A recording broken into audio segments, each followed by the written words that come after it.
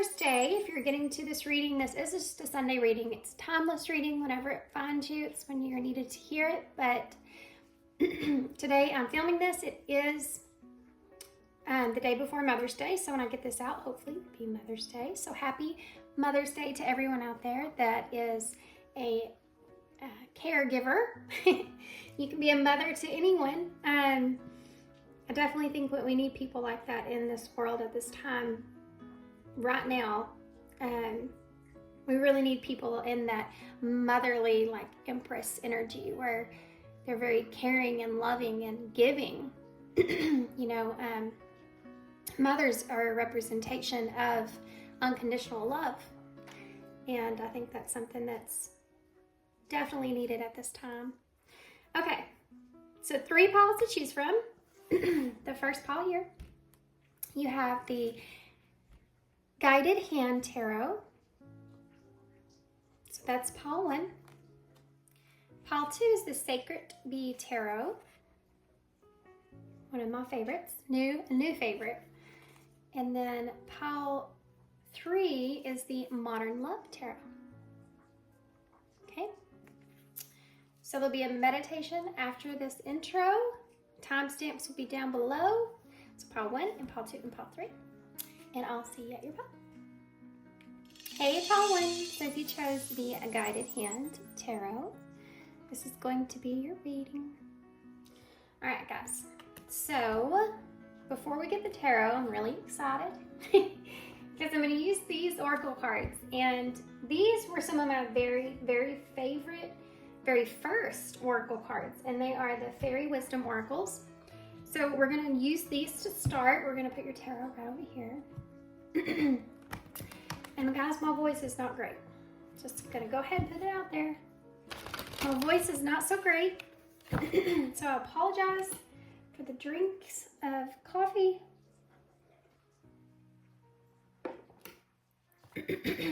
And all the clearing of the throat. I don't know why. Haven't done anything. Haven't gone anywhere. Haven't been yelling. It's just going. Okay. So we're going to get, hopefully it's just one of these, but we'll see what comes out. I'll take whatever lands. Then we'll get into your tarot. This is going to kind of give me an overall look at what it is exactly that we're looking at here. I'm going to read this card here intuitively, and then at the end of your reading, I'm going to read the message from the book. Okay, so pile 1. Oh, I just saw 2 hearts back to back, one on top and one on bottom in my mind. Kind of like a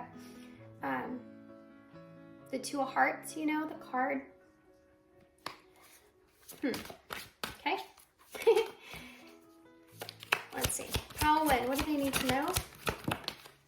That was fast. Super fast. Okay.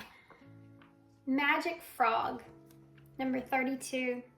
Look at the way she's looked at that frog. It's almost like, man, if that frog was a prince, look at his eyes. Look at that eye contact. It's almost like enchanting in a way, the way that frog is looking at her. Good grief, guys, my throat is gone. It could be that you're actually looking at someone in this way. You may be looking at this person as in, when are you going to take the leap? This could also just be, I mean, I'm getting a lot of things now. For some of you guys, this might have to be your shadows that you're needing to take a look at. And it could have to do with, here we go, guys. This is what this reading is going to be about. Okay. Sorry, they just gave me a huge download at one time. Just a second. So it's Magic Frog, and some of you, part of your shadow self, now we're going to talk about this shadow aspect, okay? So take a deep breath. This is meant to be a healing message, a direction that you're needing to look at within yourself as far as your shadows go that you may not be seeing. You may be someone here that gets fixated on more of the fantasy of something versus the practicability of things. I'm not saying that's a bad thing. The shadow part of that, now you're looking at everything in life, every single thing in life. You can go to an extreme, you can overdo. There has to be a sense of balance. So part of your shadow that maybe you are seeing or you're not wanting to look at, that you need to look at, is there's a sense of fantasy behind what you see, and it's more than needs to be in order to make practical plans or take practical directions. So you may be someone that finds yourself being a little impulsive off of the fantasy of what things could be. And when this becomes an issue is when you are placing yourself into a position based off of that extreme of what that fantasy of you've created is. And we can do this in all areas of our life. But for you, it could be in relationships, because I did pick up on that frog and the way that he's drawing her in, and that frog is,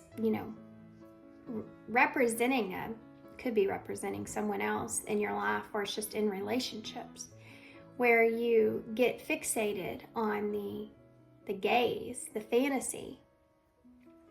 And this is something they're saying that if you could find a sense of balance with practicability and fantasy, what is reality in the middle? Your reality. That's where you need to create things from. There has to be a balance. It has to be a steady gauge, right? So if you're on a meter, you can't be like way into the fantasy world to try to make decisions and to take directions or take even risk or leaps. It's when you think about taking a risk or taking a leap towards something, what they're saying here is that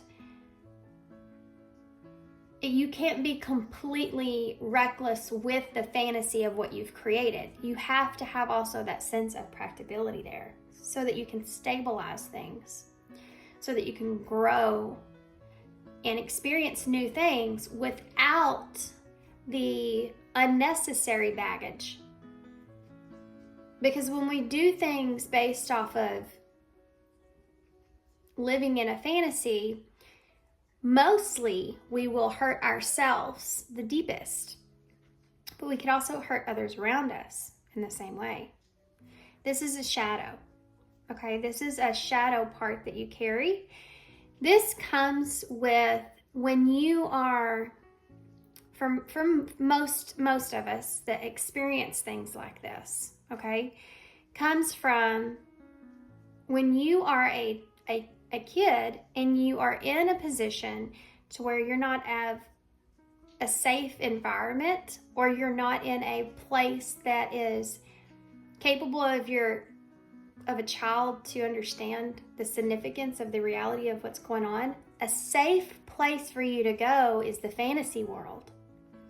That's your safe zone. So for some of you, you may have found that a lot of you could be empaths because of this. This is like a line that will lead you into that place. But it also could be that a lot of you are in a place to where you have a really good imagination. You may be someone that finds the goodness or the silliness in things over the intensity of a situation. You try to find the better things in life. There's good traits. This is what some people I don't think understand, is that there is actually good traits that come off of the shadows that you have, But when you're healing and you're going back and you're doing the shadow work, it's about finding the balance with that shadow versus what the healing aspect of it is. You have to heal it, heal your thought about this. So this is something that has benefited you in your life because you've been able to take risk maybe more than others. You've been able to find comfort and peace in situations maybe more than others have. You've been able to look at more of a positive nature in things because you're able to imagine or go to this fantasy place.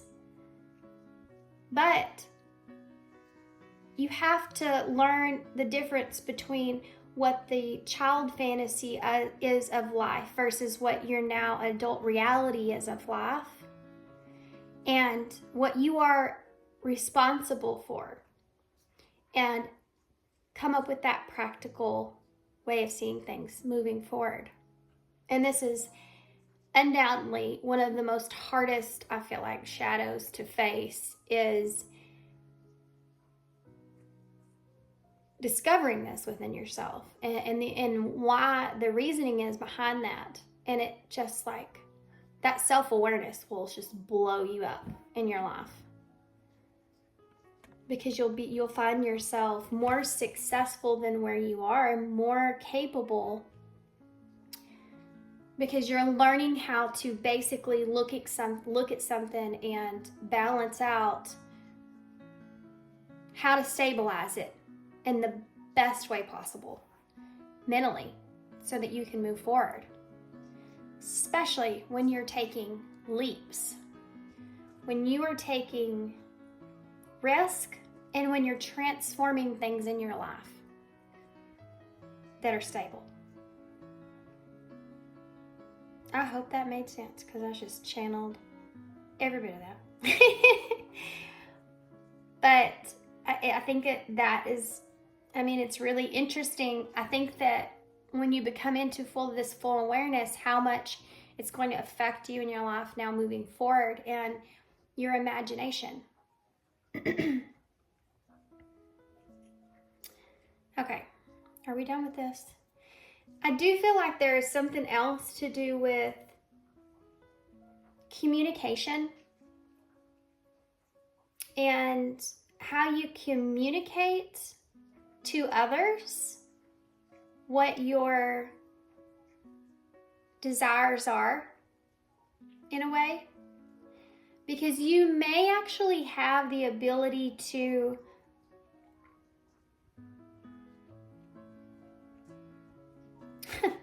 they're giving me a word and I'm not going to use it, and so I'm trying to ask for a different word and they're not going to give me one.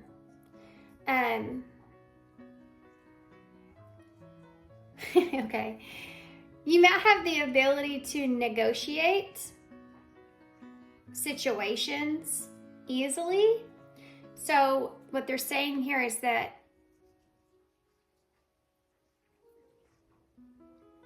might come out later on in life as well.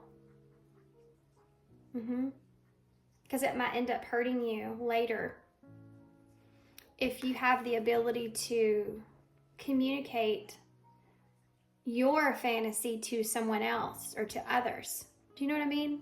Like, let's just say that you're looking something in a positive direction. It's just going to happen. It's just going to work. You know, you have the ability to communicate this in a way to someone else to kind of get them on board with your idea or your direction or your vision. And I'm not saying this is bad, but this is hard to say.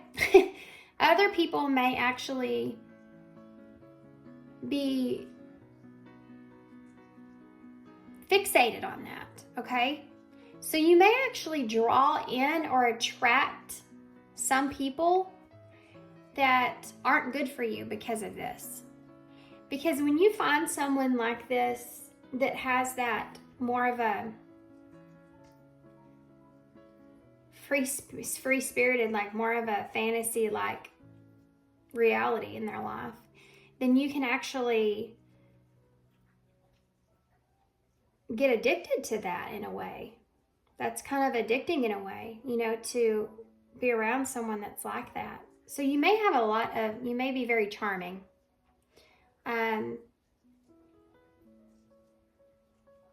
Which is it's not a bad trait. You know, you got to look at the shadow and the light part of this. But there's a sense of you needing to find this balance within so that you're more capable of directing your expression of how to stabilize certain things, what makes sense, what's practical. And their understanding of that. So later it doesn't end up hurting you in some kind of way. I hope that made sense. All right, I'm going to set this to the side. And we're going to get some tarot, but I'm going to get a drink.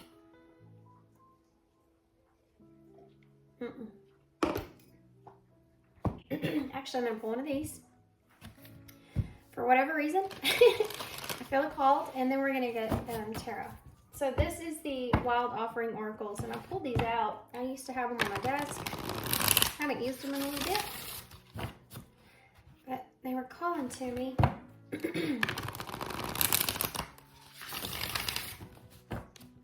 Okay. You can even come across to others sometimes as being manipulative. When really you're not, there's not a sense of consciousness to it. Do you know what I mean? There's not a sense of willingness or consciousness, or you're not trying to hurt anyone here. It's that kind of thing. It's not being manipulative to manipulate. That's not what it is. It's a charming quality that you have that you don't see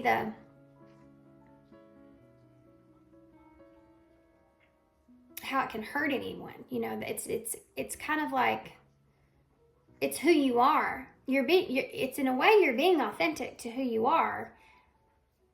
You know, you're not trying to manipulate anyone. It's actually literally how you're thinking about it or what you're wanting, right?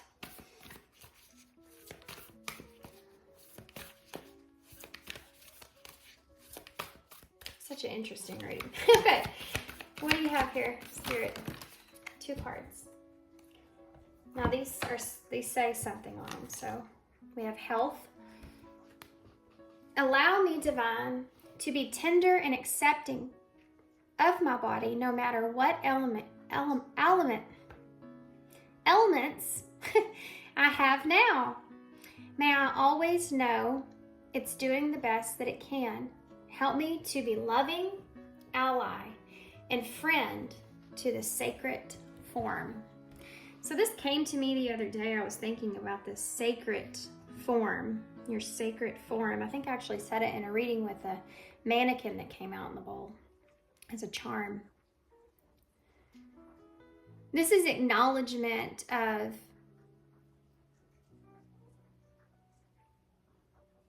being an ally or being a friend to yourself. Being a friend to yourself. And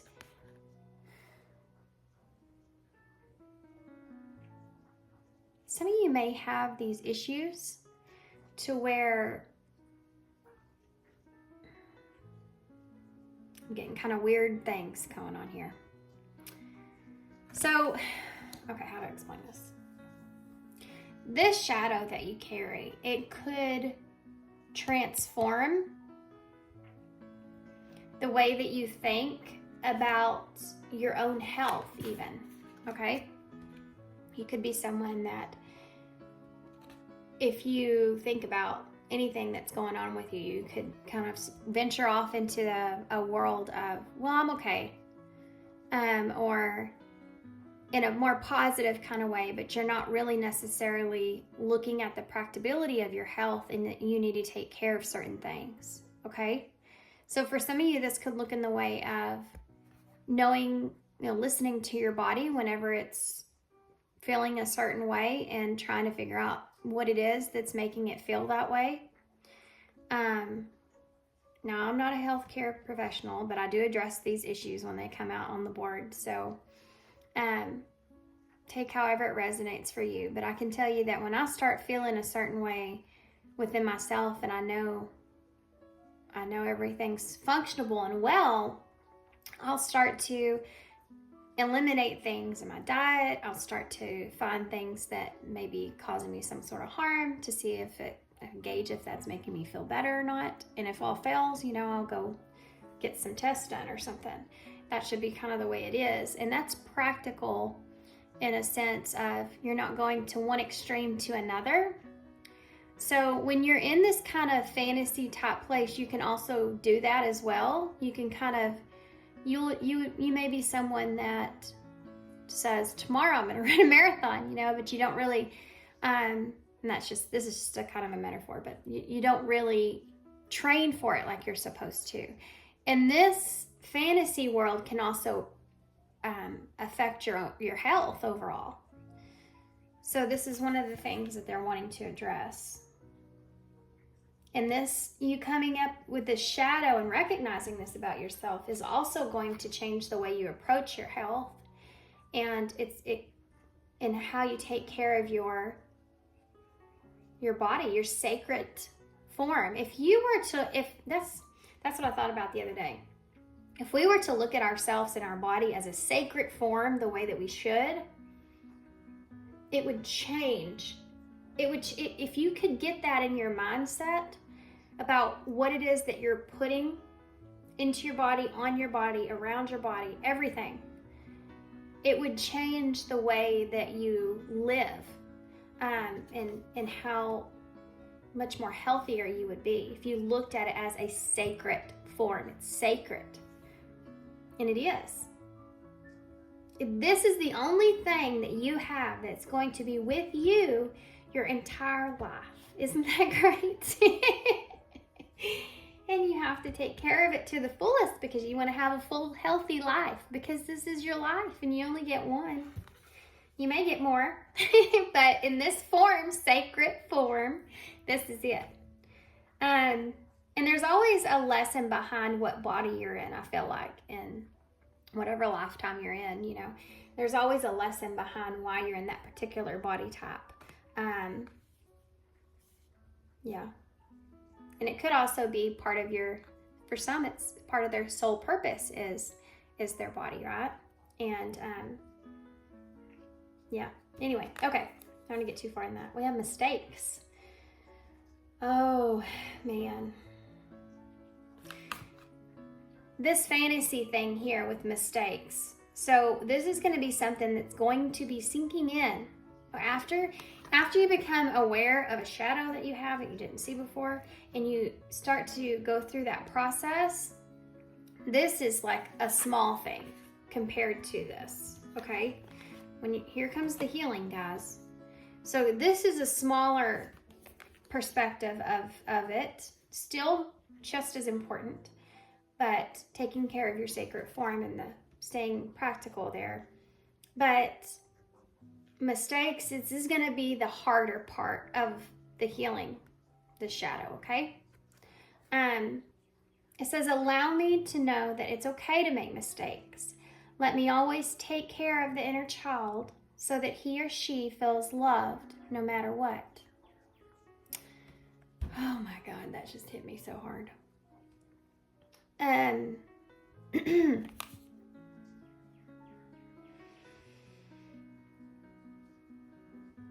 So we talked about your inner child and this coming from your inner child.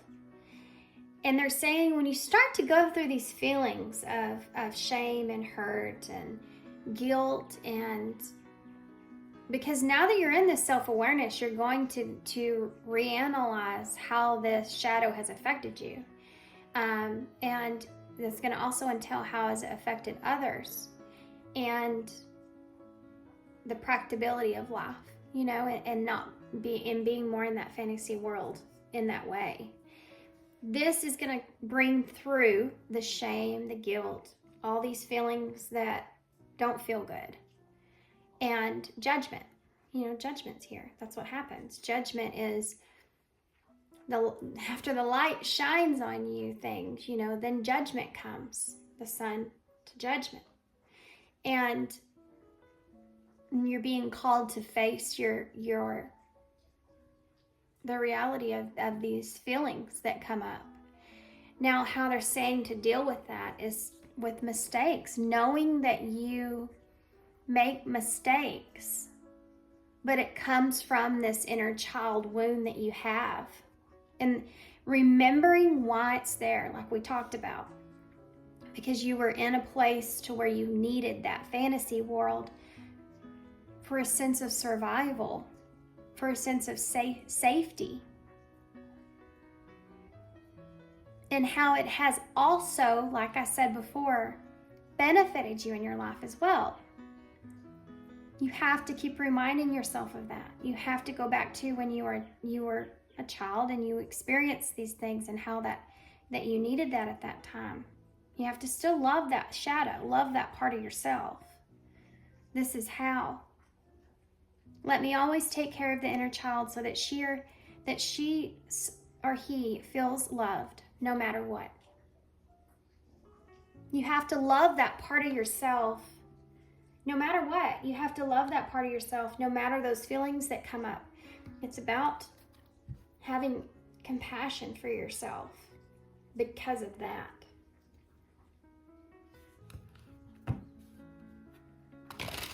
Yeah.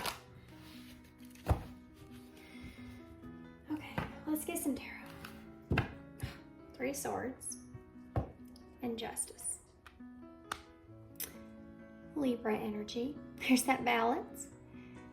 And the 3 of swords is the healing. Finding the balance and justice. Things becoming more fair. And the healing.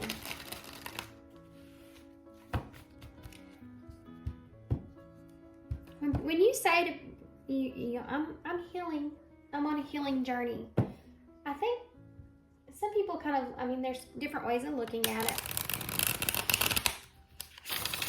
But when you're healing and you're recognizing the shadows within, and you're becoming conscious to things like this, there's pain. That's why you have to heal.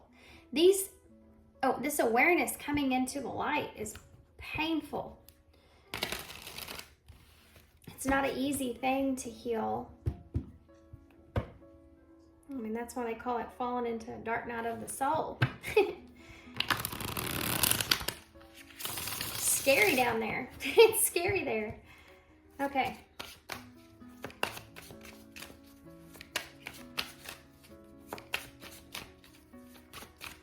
What is it? Two of Cups. We want to talk about this, okay? Relationships, contracts, partners around you. There's recognition how you need to look at this and see this as you still have had a good influence on people in your life because of this trait. Recognizing that this is something that was necessary, that others did benefit from, is you being in this place. You were able, I'm sure, to look at the way she's pouring her cup into that girl's cup, and that girl's below her, but she's smiling. It's like you would give everything that you could to someone else to make them feel better, to make them feel good. What else?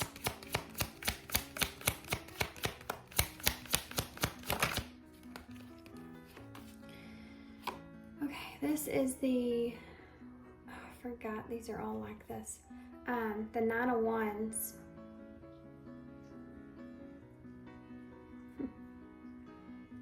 In reverse.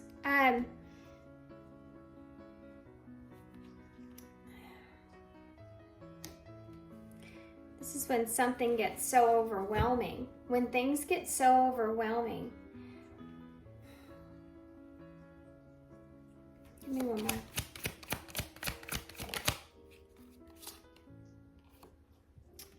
That is a 7 or 6 of Wands.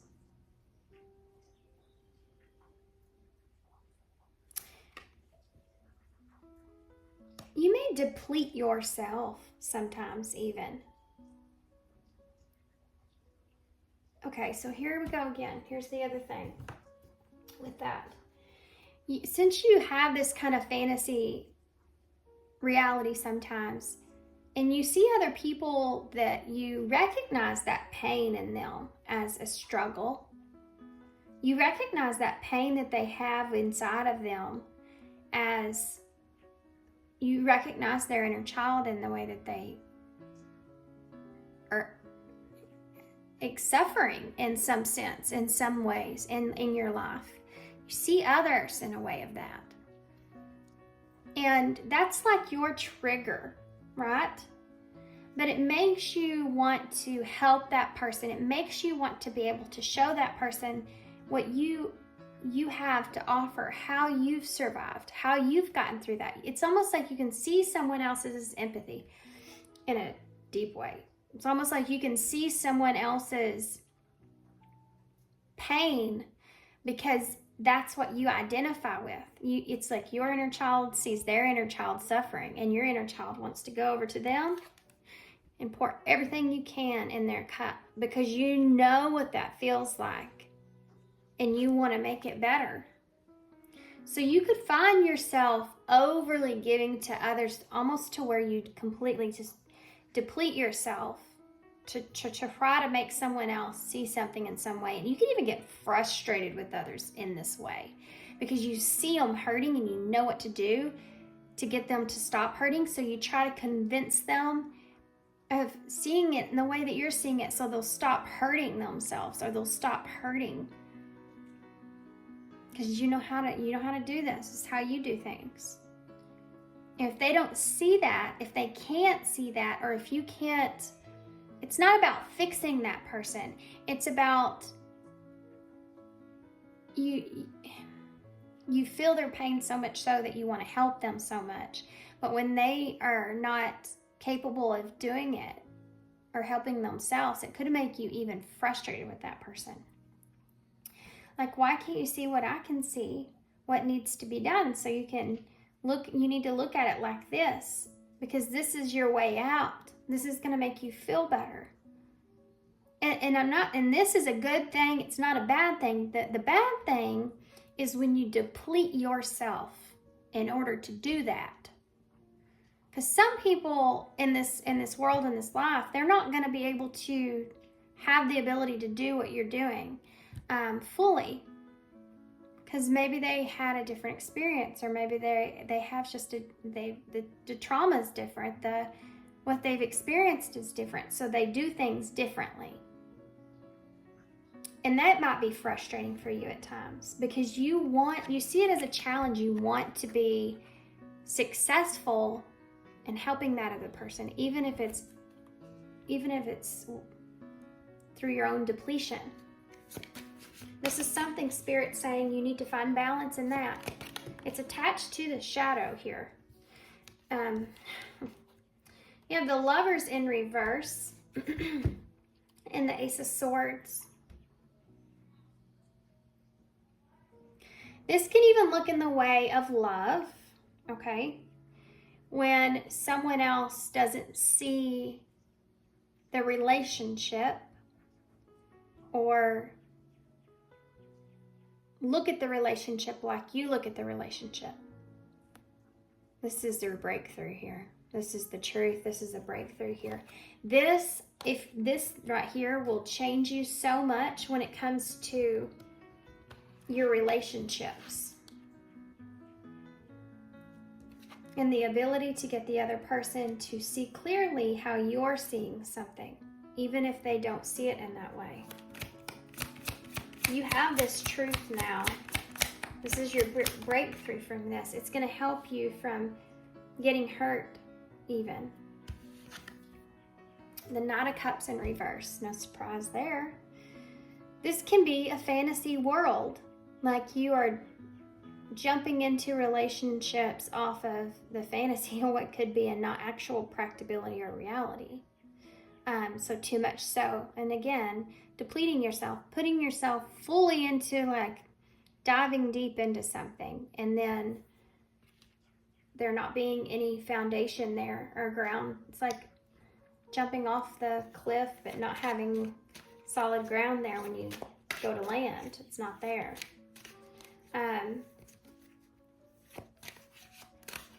So you could do this in relationships. You could just dive right into relationships, and then it not being what you expected or what you wanted because you weren't in a stable place of seeing it lasting, you know, or seeing it as being practical. And this could end up hurting you a lot in your life. You can end up in relationships where you experience a lot of heartbreak because of this. Especially whenever you see someone that you are drawn to in that inner child, that wound, that like, it's kind of like a trauma bond type thing that I'm talking about, but it's not it. It is based off of the shadow that you carry. And I'm not talking about like you get attached to one person in a relationship. Could be part of it, but it's not the only part of it. You know what I mean? There's also this fantasy reality of love that you have here for others. So it's not just that you connect with that part of them for some relationships, not all of your relationships. You could find that you meet, these could be people that you stay with for a longer period of time, and they could have some deep inner childhood wounds that you see, like I said before, you recognize in that person, and you want to show them like a different way or pull that out in some kind of way, so unconsciously. And you could stay in relationships for way longer than what you need to be. You could get into relationships that don't make any sense either. Why is the Two of Cups here? Not saying that you don't love those individuals. It just, you know, it could be hard for you to pull away from someone because of that. Not wanting to leave them alone, you know, in a way. You have the Chariot here, Cancer energy, which is so here. You also have the Lovers is Gemini. So the Two of Cups with the Chariot is telling me that you need to find a sense of, you need to get control of this, okay? You need to get control of overly giving of yourself and in relationships, finding relationships that are for your highest good here, as far as you getting in your Chariot and getting out of there and doing what's best for you emotionally when you need to, and not continuing to kind of just empty your cup into something. Nine of Wands in reverse. It's the Nine of Cups. Nine of Wands in reverse, the Nine of Cups. This is a fantasy type card. This is actually about, if we don't see the Seven of Cups, I'm going to be amazed. Or the Moon. The Nine of Cups is a card of that wish that you have, that wish fulfillment. And it's like this feeling of, I'll carry and I'll stand here and I'll fight this battle until I feel happy here, until I feel like I've made my point, or I've reached my goal, or I've made things positive.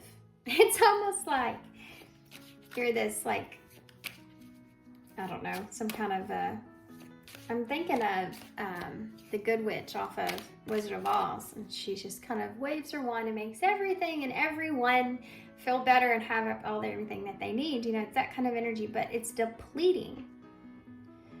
And you're not taking care of yourself here in the way that you need to. And guys, this could even be, and I have to say this because it's coming out. For some of you, this is not going to resonate. But you could even overly give of your body in some kind of way in relationships. Yeah. Kind of doing things that you don't want to do. kind of please the other person. Do you know what I mean? That's something that's here. Just take note of that. This could be things that have happened in relationships from your past, even when you were young, you know, doing things that you didn't want to do because of trying to please someone else. Why is the Six of Wands here? The Tower in reverse, Scorpio energy. That Six of Wands with that Tower in reverse is like, look at her. She's like, I see the issue. I'm going to put this back together. Look at the way she's looking at it here. I see that. I see the fire. I'm going to put this back together. But this, you gaining this victory here, having success, can also destroy things as well. And this is that overdoing it, right?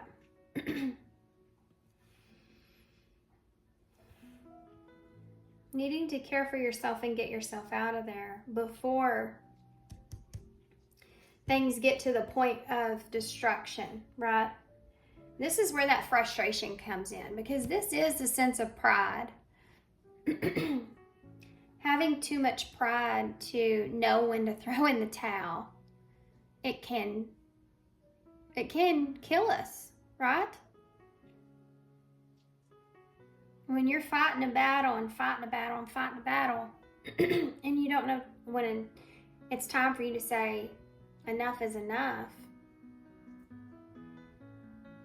because you're just trying so hard. It is a sense of pride that's with that, not wanting to fail.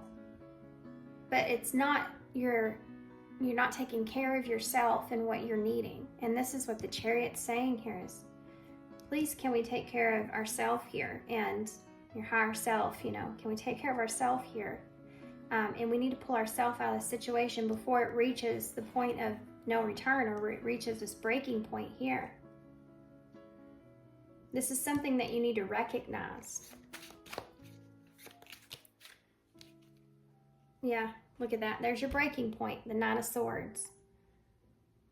When it gets to this point, this is what you need to see or recognize within yourself so that you can pull yourself back. And there's another 9. This is 999, which is that number of needing to wrap up the loose ends, needing to clear this thing up so that you can go on to something else and close this cycle out. This is like this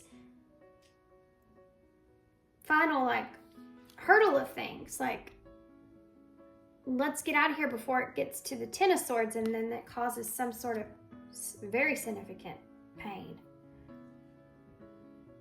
You could even push people to the point to where they would hurt you, to get you to see things or understand things in their way.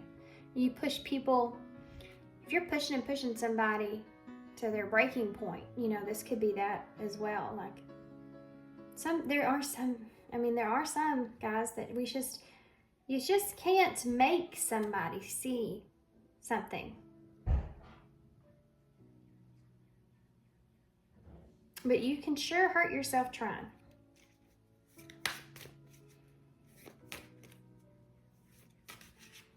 And causing, it's like, sometimes you may even, you break your own heart. So interesting that she is, it's a little kid here. In the Nine of Swords. It's a reflection of maybe your value, the way that you brought value to yourself, you know?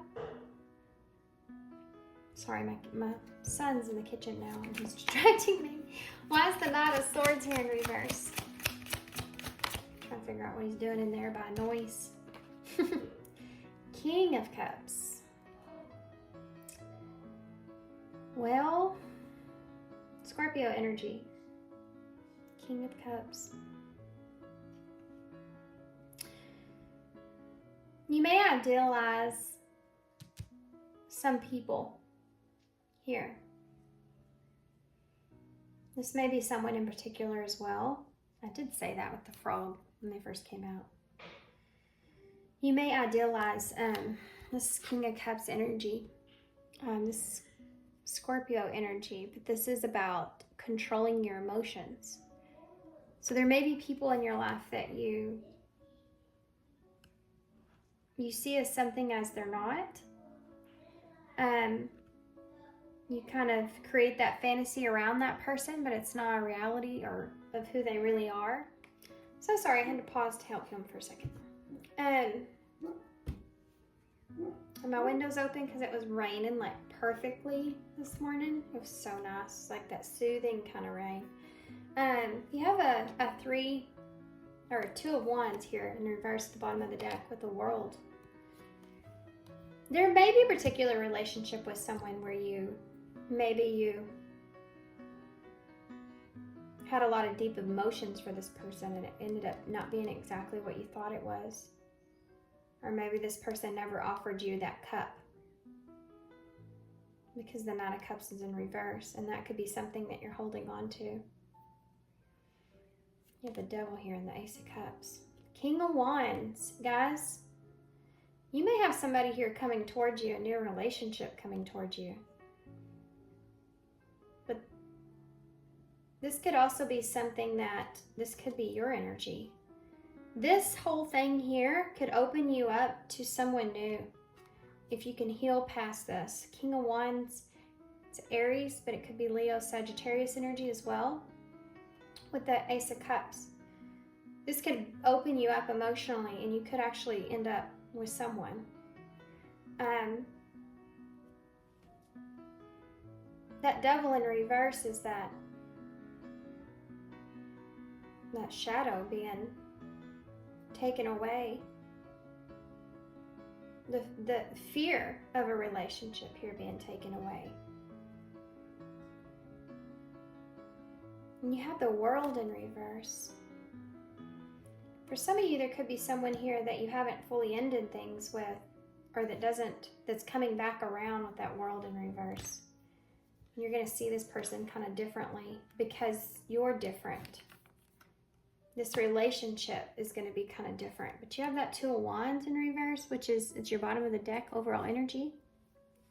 For some of you, it could be just that you're opening yourself up to the idea of a new relationship, or this whole awareness is. And that 2 of Wands in reverse is pointing out it's a fear of it's a fear of the future. It's a fear of the unknown. And it could be that with all this awareness that you come into, could actually put you in a place to where for a little bit you feel like more down to earth in a way, to where you don't have that fantasy to use as that protection and for future energies. It's going to teach you how to step into faith in a different way when it comes to the future and relationships.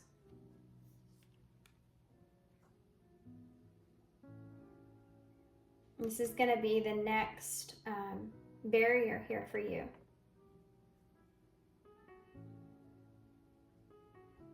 Interesting that's what came out just now.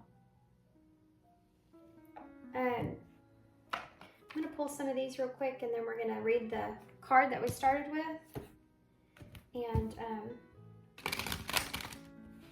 that's it. If you hold on to this, though, this 2 of Wands in reverse, being too afraid of that future energy, it can keep you from having a new relationship here. It could possibly keep you from being open to relationships. And look at that. I see caution here as I say that. Yeah. Being afraid of this. Okay, here, I got it.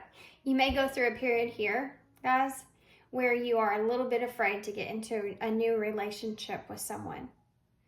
because you broke through this shadow, and so you don't know what that's going to be like. And for some of you, this could be someone that's returning from your past. But for some of you, this could just be someone new. It's going to be a whole new ball game, okay, because of this. And there's going to be a little sense of fear for the future energies here because of that. Making plans, moving. For some of you, you're moving on with no closure from a situation. Someone that you were holding on to that you've released yourself from. Could be Scorpio or Aries energy. Okay.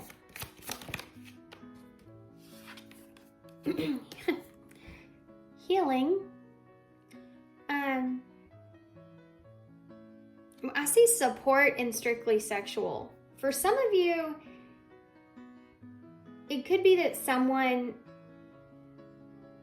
was in a relationship for a reason outside of from what you were. Maybe they just needed that supportive energy from you like we talked about. And maybe it was also your body like we talked about. This could be something that you're still healing from.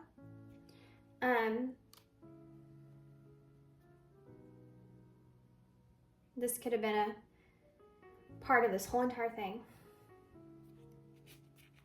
What else? And flirt. This is the number 17, and I saw this the other day, and now every time it comes out, that's all I see.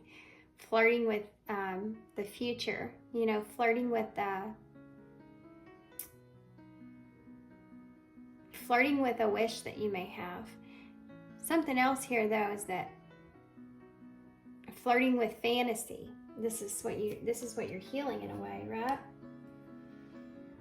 17 is the star, and star's about healing as well. She's also about taking the fantasy or taking that star, that dream, and grounding it, finding the practical sense in it. That's here.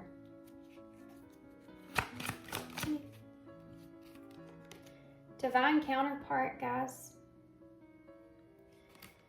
And rejection. Whew. There it is. You may have felt like you had a divine connection here with someone, for some of you. And that person rejected you, turned you down. Is that Nine of Cups in reverse? May have been some sort of wish that you've been holding on to that you're needing to release or let go of with that person. This is going to help you to heal through this. This person could have rejected you. This rejection is actually divine protection. You're going to understand why, because this whole thing went into this in some way. How you kind of idealize this person in some kind of way. And to know that, you know, the divine will connect. A divine connection sent to you from your angels. This was something that was meant to kind of be your catalyst or open you up to this shadow. You need to recognize that. And then be practical about it. For some of you haven't quite come into this yet, reality of this, but you will.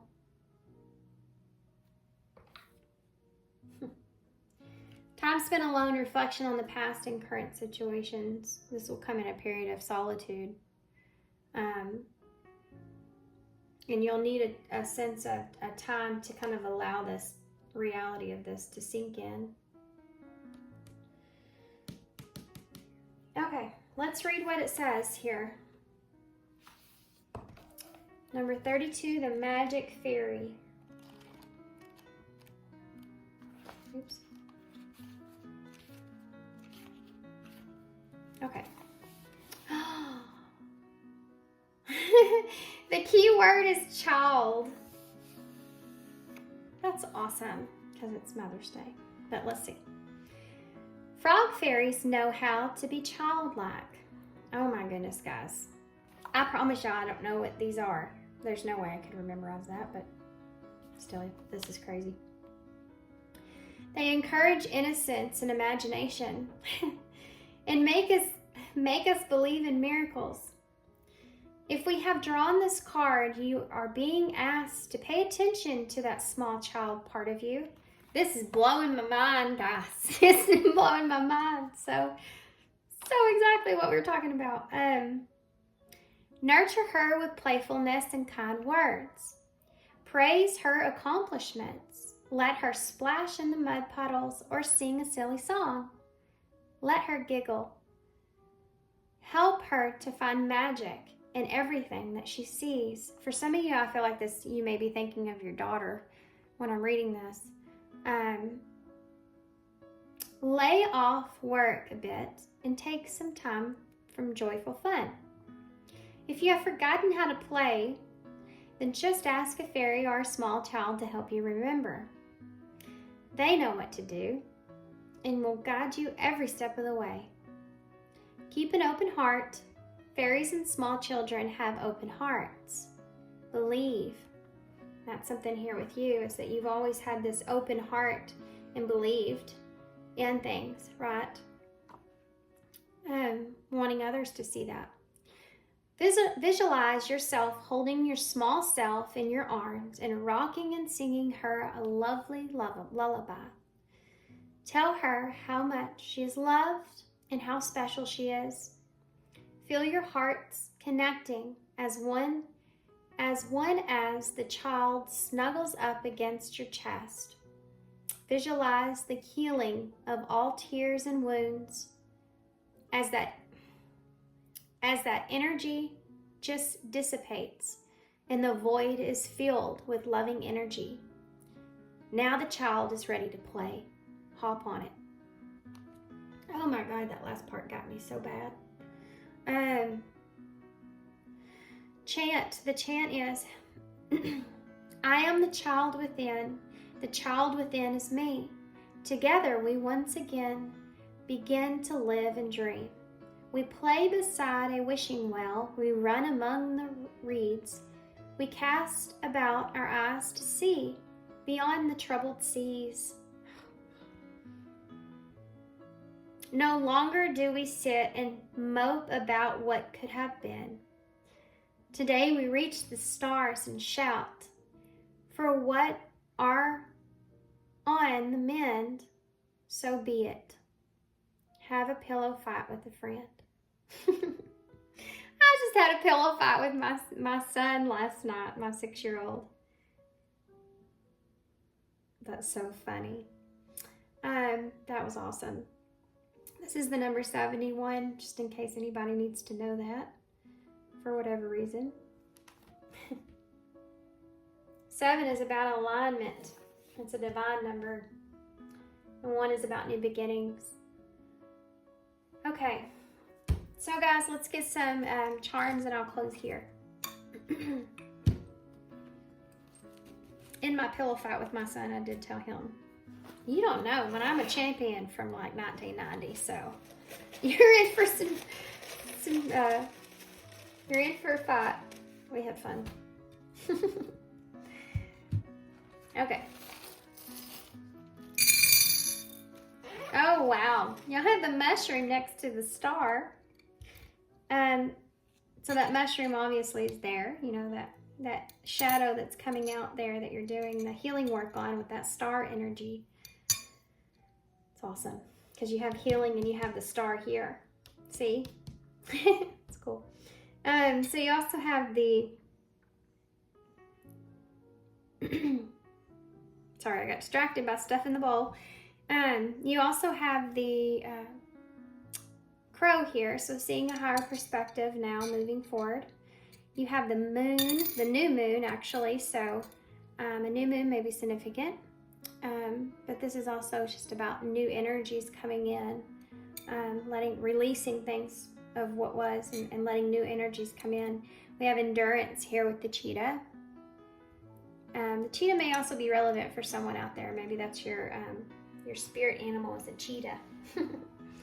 And then we also have the hummingbird, which has been coming out a lot. So this may, for some of you, the hummingbird may actually be a past loved one's totem animal, you know, or spirit animal, what they kind of remind you of them in some kind of way. That's here, but it's also about ancient wisdom. and enjoying the sweetness of life. We have W-E, we. I just heard we are. You know that song? And we also have Z over here. And the and. So there's more to come from this that you're going to come into, tap into as you kind of go through this, okay? We have 5, which is the change, and 3 is the growth. 5 is the Hierophant in Tarot, so this is this lesson that you're learning, and 3 is the Empress energy. 8 is the number of mastering a lesson. So you're mastering this lesson here, guys. Just got to keep on going. We have E here as well. We have U, L, and V. So you could kind of almost spell love there. We love you from Spirit. All right, guys. I'm going to hold this up so y'all can see. I'm going to leave here. I hope you enjoyed this reading. This was definitely different. I liked it, though. I hope that y'all got some good stuff from this. Good luck to you guys. Happy Mother's Day. Thanks for being here. Thanks for all y'all's love and support. And I hope to see you guys soon. Bye. Hey, Paul, too. So if you chose the Sacred Bee Tarot, this is going to be a reading. I love this deck. Okay, so we're going to get some oracles to start. Now, these are some of my very first oracles I ever had. I'm excited to use these. So what we're going to do is we're going to pull one of these. And then at the end of your reading, I have the book sitting next to me, and we're going to read what the book says. Now, pile 1 was extremely synchronistic, and it fit with the reading perfectly. I was very overwhelmed how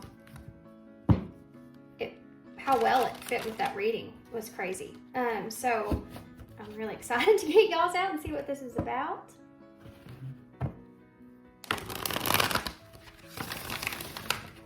Okay, and these are the Fairy Wisdom Oracles. In case you're wondering, man, I don't know if I said that. Got my sage over here, I won't light for some reason for you guys. Sorry. All right. I also have some of these other oracles I'm going to pull out as well after this.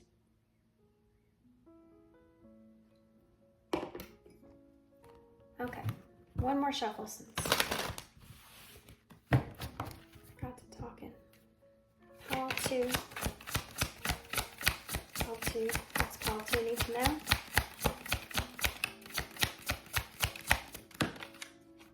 Flew right over there, didn't it? Forget me not. Oh man.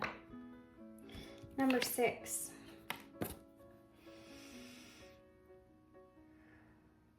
I think this is going to have to do with the relationship. But I feel like this just in your life in particular, I feel like you may be at a point in your life to where you feel lost. You feel like you've been forgotten. You may find yourself in isolation at this time. You may feel as if you're in a place of where others have kind of moved on in some kind of way. There's an idea around when we close ourselves off, and this is what they're want you to look at here. When we are, I'm very introverted, and I have moments where I'm completely bunkered down, and especially when I'm going through something healing wise, and the people that love me and care about me know that that's what I do, so they don't push me too much, right? They know when to reach out, when not, you know, that kind of thing. And it could be that you in your life have been kind of almost stuck into this phase to where you've isolated yourself for a while, and you may start to get too far into that to where you're starting to feel like other people have even forgotten about you. But there's a sense of, well, let's just say this. If I was to bunker down here and I had someone close to me reaching out, asking me to try to pull me out of this, recognizing it's been a while since you've been in that isolation. And, you know, don't you think you want to go hang out with us for a little bit? Don't you think you want to get out of the house? Don't you think you want to, you know, go do something like this? And it's this idea around that, and you needing to kind of maybe take them up on it to pull you. Sometimes you have to have someone else to pull you out of a certain kind of mindset, right? You've been in there for too long. And it could be that you've turned everyone down. Maybe there's been people around you that have tried to pull you out of this, and you've turned them down. And you're recognizing that some of those individuals kind of given up on you at this point. And now you're feeling alone. Now you're feeling like they've just plumb forgotten you. Okay, sorry guys. So it could be that now you're at this point where you're like, these people they've just forgotten about me. They don't even care about me anymore. There's a sense of there being a little bit of a mentality that's not good for you right now at this point. I've literally been here before, and I'm gonna tell you that I've reached out before, and I'm like, well, why didn't y'all call me? And they're like, well, we figured you would say no, so I didn't invite you. You know, that kind of energy is there, and it's like, oh. So if you keep kind of telling someone, if you keep pushing people away, I mean, you know, you are pushing people away, and they're going to be in a place to where they're not wanting to reach out to you, only to get turned down, only to get rejected. You see? You may be in this place where you feel forgotten. And it may be because of that. Now, this is a shadow, and I guess that's what we're talking about today. We're just going to talk about shadows today. But this is a shadow. And it could be that there's also, and immediately when this came out, the number 6 is actually the Lovers in Tarot. So it could be that there's a relationship here where you are disconnected here from someone. You don't want this person to forget about you. You want this person to still be somehow connected to you. You don't want them to forget about you.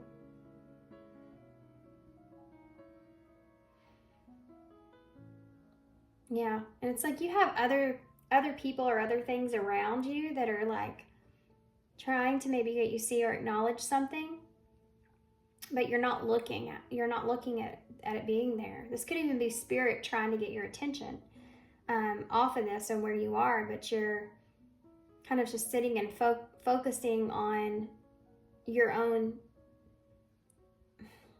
reality of your perception of things, and you're not looking at any other different kind of point of view or perspective. Be very careful with that, because that right there is how you seep into a victim mentality, and it's hard to get out of it. If you have a perspective that it's everyone else in a way that is forgotten you, you know, then like I talked about, you can really fall deep into that's basically like the devil saying, oh yeah, they don't care. Come on down here. We got all kinds of good feelings for you. We have hurt and pain and anger, frustration, judginess over here. This is our territory. So you have to be really careful about allowing yourself to kind of slide into that energy, because it's not a good place to be, and it can lead to some really bad emotional instabilities too.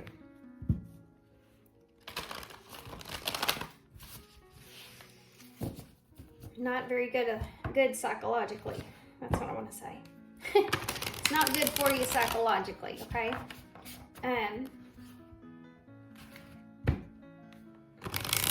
The darkness is going to try to take over, you know, when it sees an opportunity for that. You have to just not let it.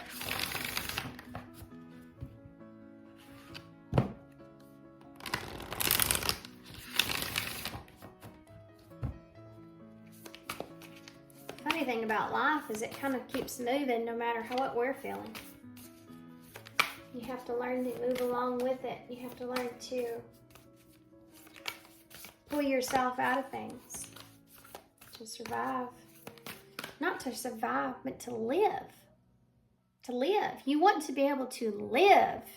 Think of time is so precious. I mean, I know I say this in my readings all the time. It is. It's so precious. It's something I've just learned a lot about in my life, in my lifetime. It's just so important. Time, we don't get it back. And I know people say, well, time is irrelevant, and you know, I understand all that, but it's also our life right now. And look at kids and how quickly they grow. You know, think about that. Think about that. There's a short period of time when kids are a certain age where they just soak everything in, and it creates almost their being of who they're going to be. And it's such a short amount of time. It's just so important. It's crazy how such a little amount of time can affect someone so much, right?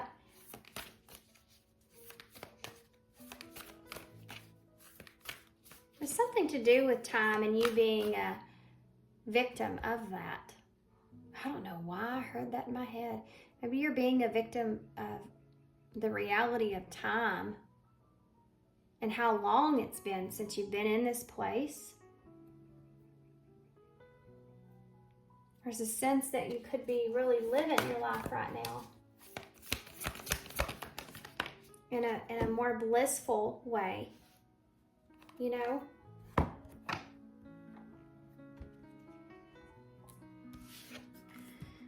I saw this while I was shuffling, and I looked right at it and I thought, body.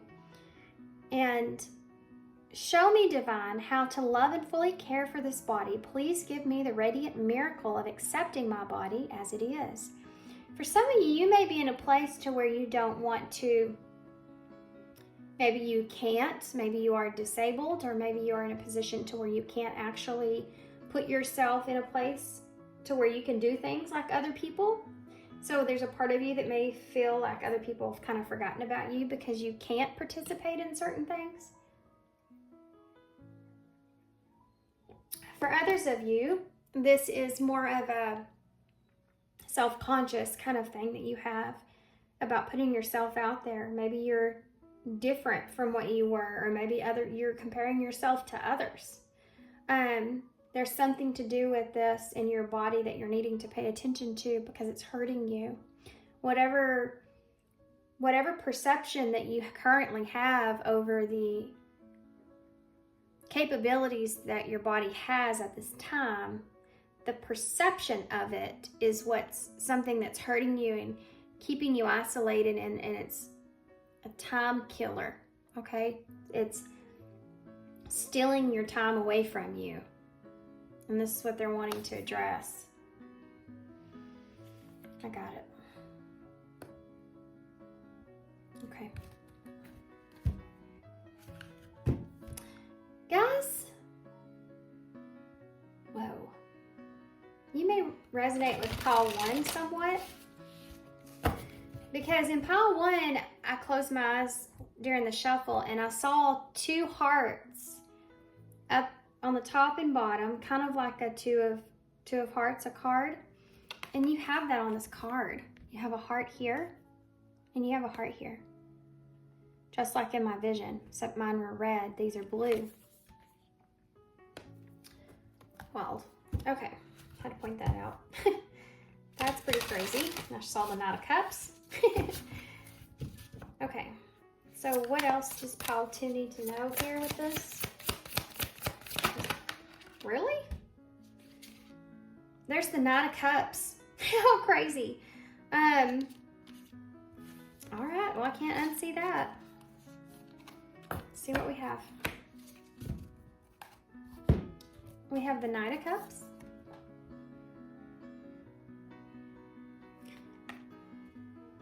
We have the 8 of Pentacles.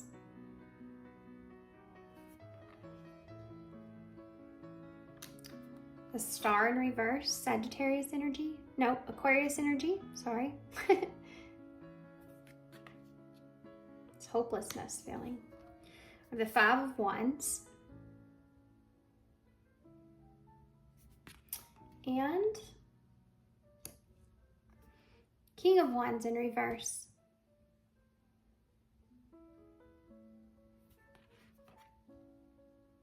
You're not feeling confident about taking a direction here that you're wanting to take, I feel. This Knight of Cups is, it can be a playful energy, you know, but it's romance, and it could be that 6 of the Lovers is coming back into play here a little. It could be that you're wanting that. You're wanting romance. You don't feel confident there. And offering your cup to someone at this time.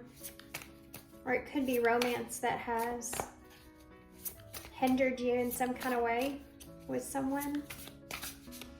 But Knight of Cups and the Eight of Pentacles is telling me this is, you're wanting to work on something here, but there's some hopelessness about this. And you may be afraid of competition, and competition being around you is what's hindering you from taking the advancement that you're thinking of. If you're thinking about going towards someone, or this is just love in particular, it could have a lot to do with this body here. So you could be very self-conscious at this time in a way of, you feel like there's competition around you in some kind of way. And it's hindering your ability to take that. I keep hearing advancement in my head. We have Aries energy here as well. This is something that you're wanting to work on. Why is this Knight of Cups here? Emperor in reverse. So more Aries energy. This Emperor in reverse is, so Aries is self, right? It's the ego here. So your ego is playing with you, okay? Your ego's playing with you here. You can use your ego to build you with the King of Wands here. If he's upright, he's very strong. He's very in the ego, but he is very strong. He is very capable. He's an entrepreneur.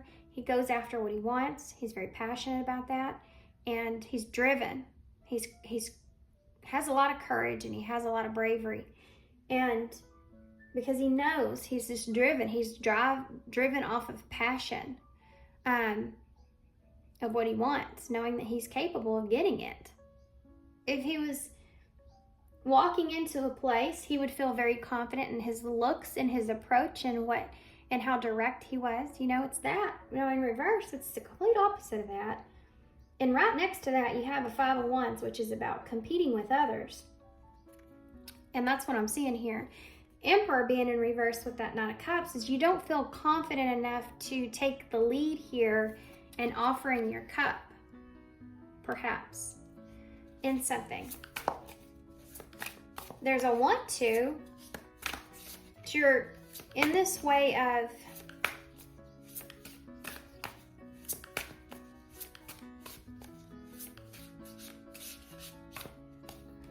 you don't have enough pride in what it is that you have to offer here. You're not recognizing or seeing the emotional part of what it is that you have to offer here.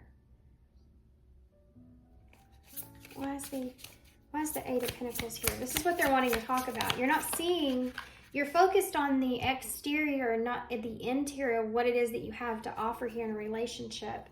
This is what you're needing to work on. The Eight of Discs here in reverse. Two cards came out, the Magician and the Eight of Cups.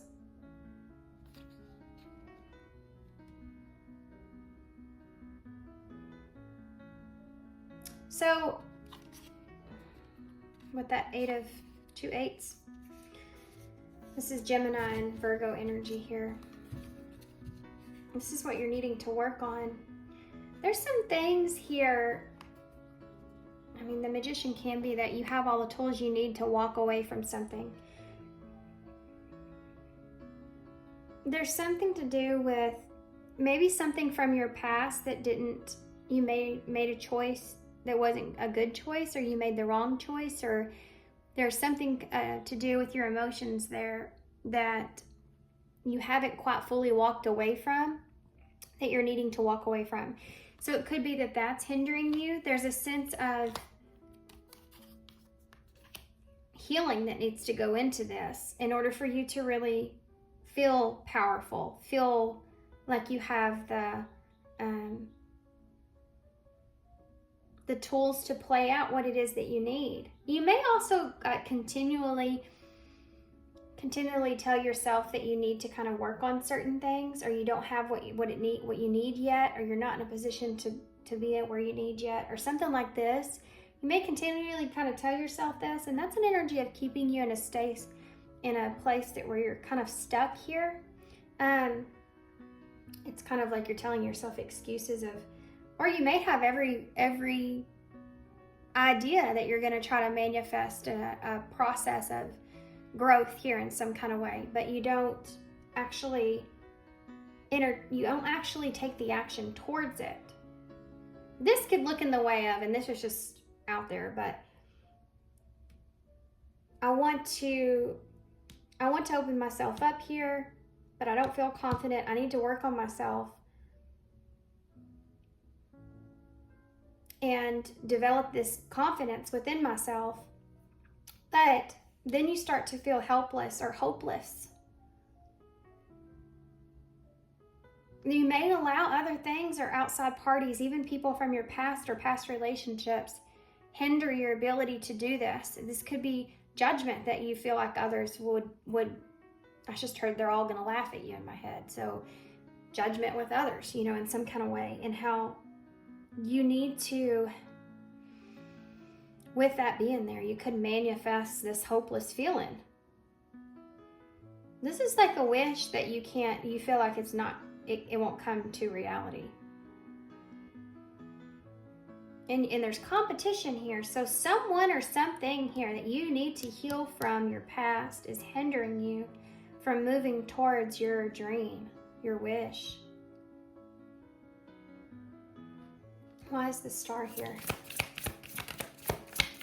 You need to take control of this, is what they're saying with that magician being there. The hermit, no shocker. No shocker, because that's this right here. And they're both looking straight into the light. That's the star that he has in his lantern. This Virgo energy here. What it is that you believe in yourself. You have to take responsibility for believing in yourself when you don't feel like anyone else does. And then you have to say it doesn't matter. It doesn't matter what everyone else is saying here or the way everyone else is seeing things. You believe in yourself. You believe you're capable.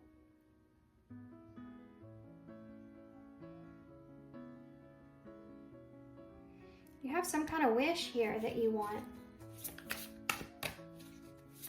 You may find yourself too, you get so far into this, working on yourself, and then it makes you look at yourself. It's like a reflection.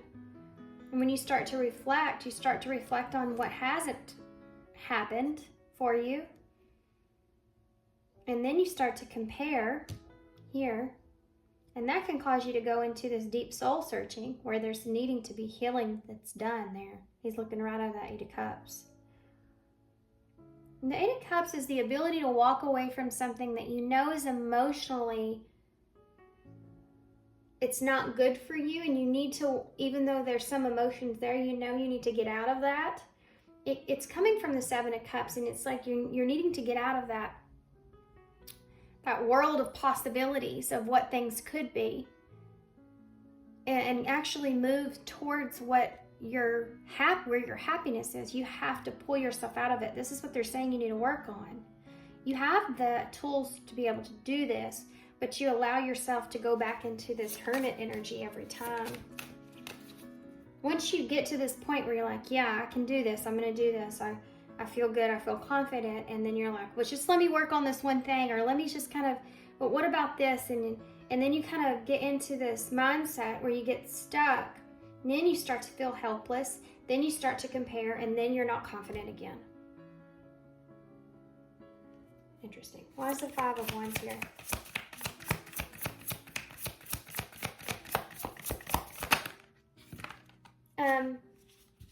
We're going to take a look at this because I'm literally sitting here staring at the Ace of Cups in reverse with the Empress in reverse, and I can't unsee that. Because you have the Emperor on the table, and they're both in reverse. So you're not feeling compatible here. You're not in that place to where you're feeling confident about, you know, what it is that you want and being able to make it happen for yourself. Ace of Cups, this is to clarify that 5 of Wands. So this is your competition here. This is your conflict. This is what you feel like you're competing here, possibly for others, with others even. Maybe even force someone here. The Knight of Cups and the Queen of Cups being here. And the Ace of Cups is in reverse. So you may feel like there's someone here, forget-me-not, that has forgotten you, that doesn't want you. Yeah, I'll pull a card for that in just a second. The Queen of Cups is Cancer energy, and the Empress in reverse with the 5 of Pentacles in the reverse. This is a card of being left out in the cold, getting out of it. You may feel like there's someone here that has moved on, has released you.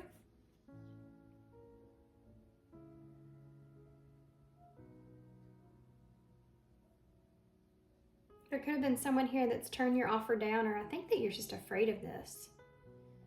I think you're afraid of someone turning down your love or not caring for you anymore. Because the Empress is in reverse. I think that you feel someone is no longer in love with you and is no longer feeling love for you. But this is about also, I want to focus on this as being part of what is in with yourself. Because when you're looking at other people like you're competing with others in some kind of way, whatever the circumstance is, what they're saying here is that you need to have self-love in this. Because if you're, like I said, here in this place to where you push people away and then you say, well, they don't love me. They just forgot about me. They don't love me. Well, how many times does someone need to try to get someone to be there for something, and then, like, what's the point where that person has to take their own initiative at some point? You can't always be that person, because it could be that the other person starts to feel not so great, and if they're taking care of themselves as they should, you know what I mean?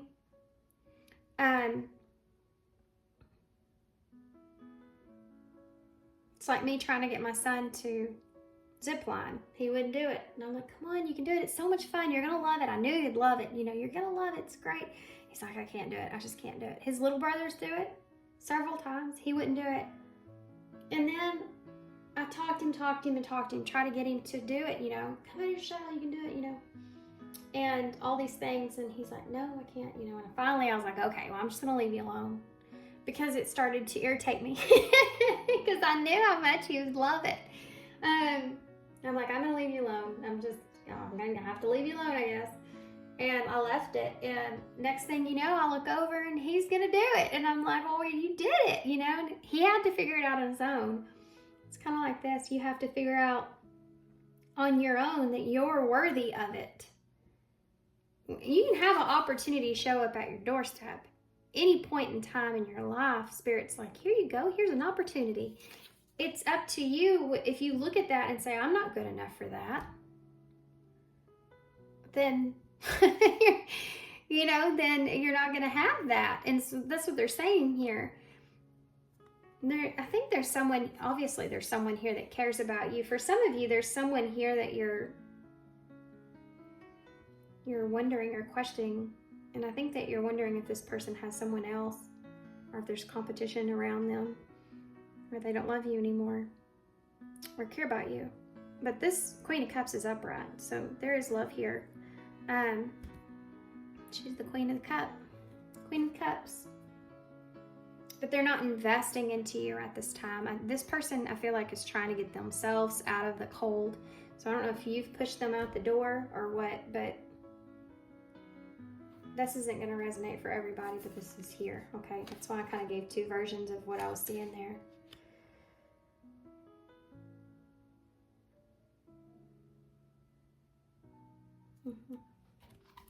Get one more. Why is the King of Wands here in reverse? Chariot. Yep. And you have the Three of Wands at the bottom of the deck, which is a card of waiting. Waiting for your ships to come in. See, if you sit here and wait for too long, and the Queen of Wands is under that, so you have a counterpart out here. You could be waiting for someone else to come towards you. The Hierophant in reverse.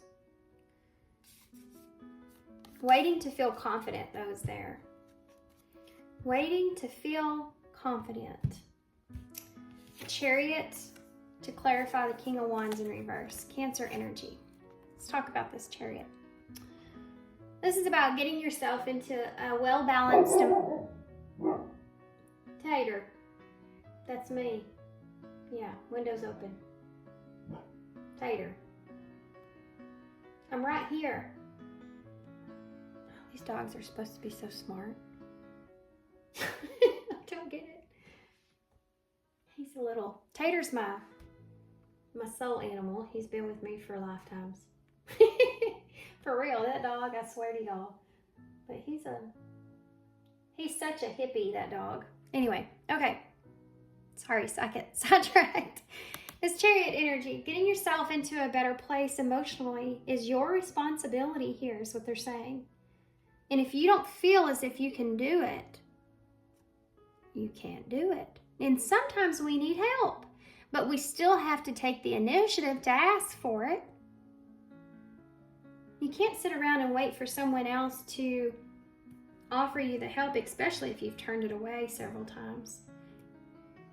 You have to be able to look at the other person and say, hey, I need some help over here. Is that still an option? Is that still there? Can I still have that? Are we still okay with that? Like, you have to ask sometimes. And this may be hard for some of you because of pride gets in the way of that, as asking for help. That was a lesson I had to learn. And I've realized that, boy, I'm not like that anymore. I used to like put on, I don't need your help, I can do it, that kind of energy. My gosh, why did I do that to myself? That was just miserable. Now when people ask me, they're like, well, let me know if you need some help. I'm like, yeah, I do. I'll sign you up. I'll put you on the calendar and you can come and help me on this day.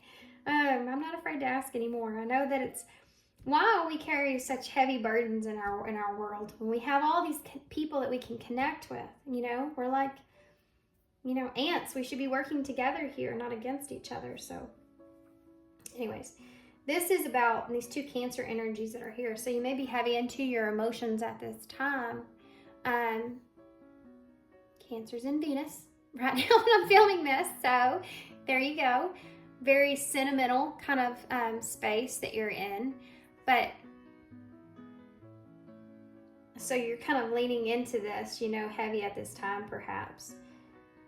But this Chariot is actually this horse has butterfly wings. So this is about you needing to recognize and transform the way that you're seeing how you can get yourself out of situations, especially your mindset or your perception, and how that's not anyone else's responsibility, nor are they going to ever be as capable of doing that like you can. This is about you learning how to do this yourself.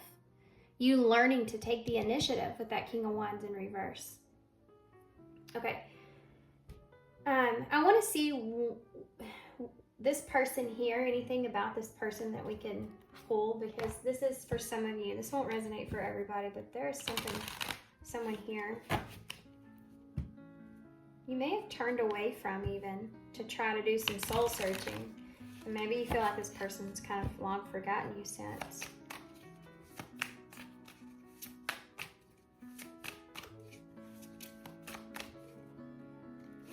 Well, tell me more about... Wow. Queen of Cups, the Queen of Swords in reverse. So this is someone you may be in no communication here with, or that's gone cold on you. Tell me about this Queen of Cups here. The Fool in reverse. This is someone that may be feeling like a fool. They may have took a risk that didn't play out. They might not be wanting to kind of take a risk here by reaching out to you or communicating in some kind of way. The Five of Pentacles, that's out twice. And you see their Five of Pentacles as being upright. They see it, I mean, in reverse, like they're getting over this. And you see it, they see it. How confusing. You see them as getting over you, and they're seeing it as being left out in the cold here. They feel like you've left them out in the cold here. How interesting is that?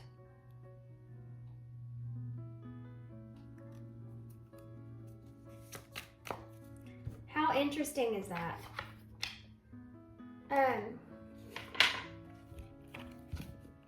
want to see what this person would say to you.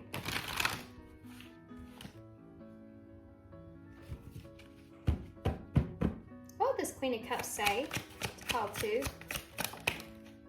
It's a shadow card. Sometimes I hear your voice, so they still feel connected to you here. What would this Queen of... Okay, came out very aggressive.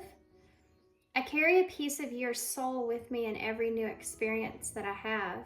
So this is someone that still cares about you. This is someone that still thinks about you. Let's get one more. What would this Queen of Cups say to... I didn't say, but that Libra's... that Queen of Swords is Libra energy. So we have another shadow card. I don't know how to let you go. See that? I told you. I said this person hasn't let you go yet. And that says that. They're just trying to distance themselves because of this Fool in reverse. Maybe they feel like they made a bad judgment call. The Fool is like taking, in reverse, is like taking a leap that didn't... They got the Five of Pentacles, so they got left out in the cold in some way. I love our story, even if it was painful. So there you go. There's that. Okay, I want to get some advice for you guys moving forward real quick, and then we'll read y'all's Forget-Me-Not card. I just saw the here and now and divine timing, which we talked a lot about time. Being in the here and now and making the best of it in this present moment of what it is that you do have. Acceptance and self-awareness. We have healing too at the bottom of the deck. Accepting past and current situations, work through issues gracefully. This is your need to accept where you are and where you are in your life even. And working your way through that, because you're never going to get anywhere unless you're being honest with yourself. And then be humble with that. That's how you accept and move forward. It's a part of a lesson in life. Being humble is it, but a lesson in life is to realize that we may end up in positions that we don't want to be in our lives. We may be in places that we didn't expect. We may have things that work out for others that don't work out for us.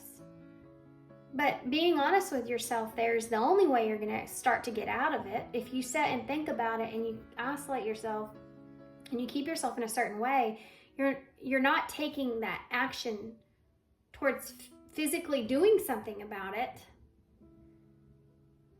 You know, you're not accepting what it is, how you got there. So that acceptance has to happen in order to make the change. Which brings me to self-awareness. Tapping into your higher self, questioning routines and patterns. This is what you need to be doing within yourself at this time.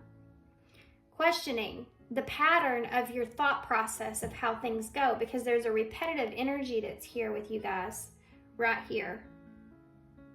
And you want to do something, and you say, well, I'm going to work on myself, like I said. It's like someone that says, I'm going to get fit.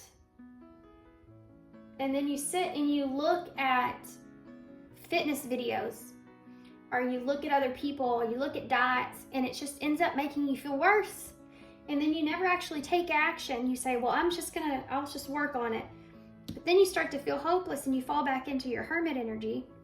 Let me think about all this again. Now there's healing that's come up that needs to happen. And it's a repetitive cycle, and you're needing to pull yourself out of that and actually take the action, have that self-awareness to tap into that pattern that you're creating. And acceptance is a way out of that. And then you have healing. Healing. I want to pull some more. What else am I missing here? Children. Children are important in this partnership. So it could be that there's something to do with children and accepting a situation with that, but it could also, this could be part of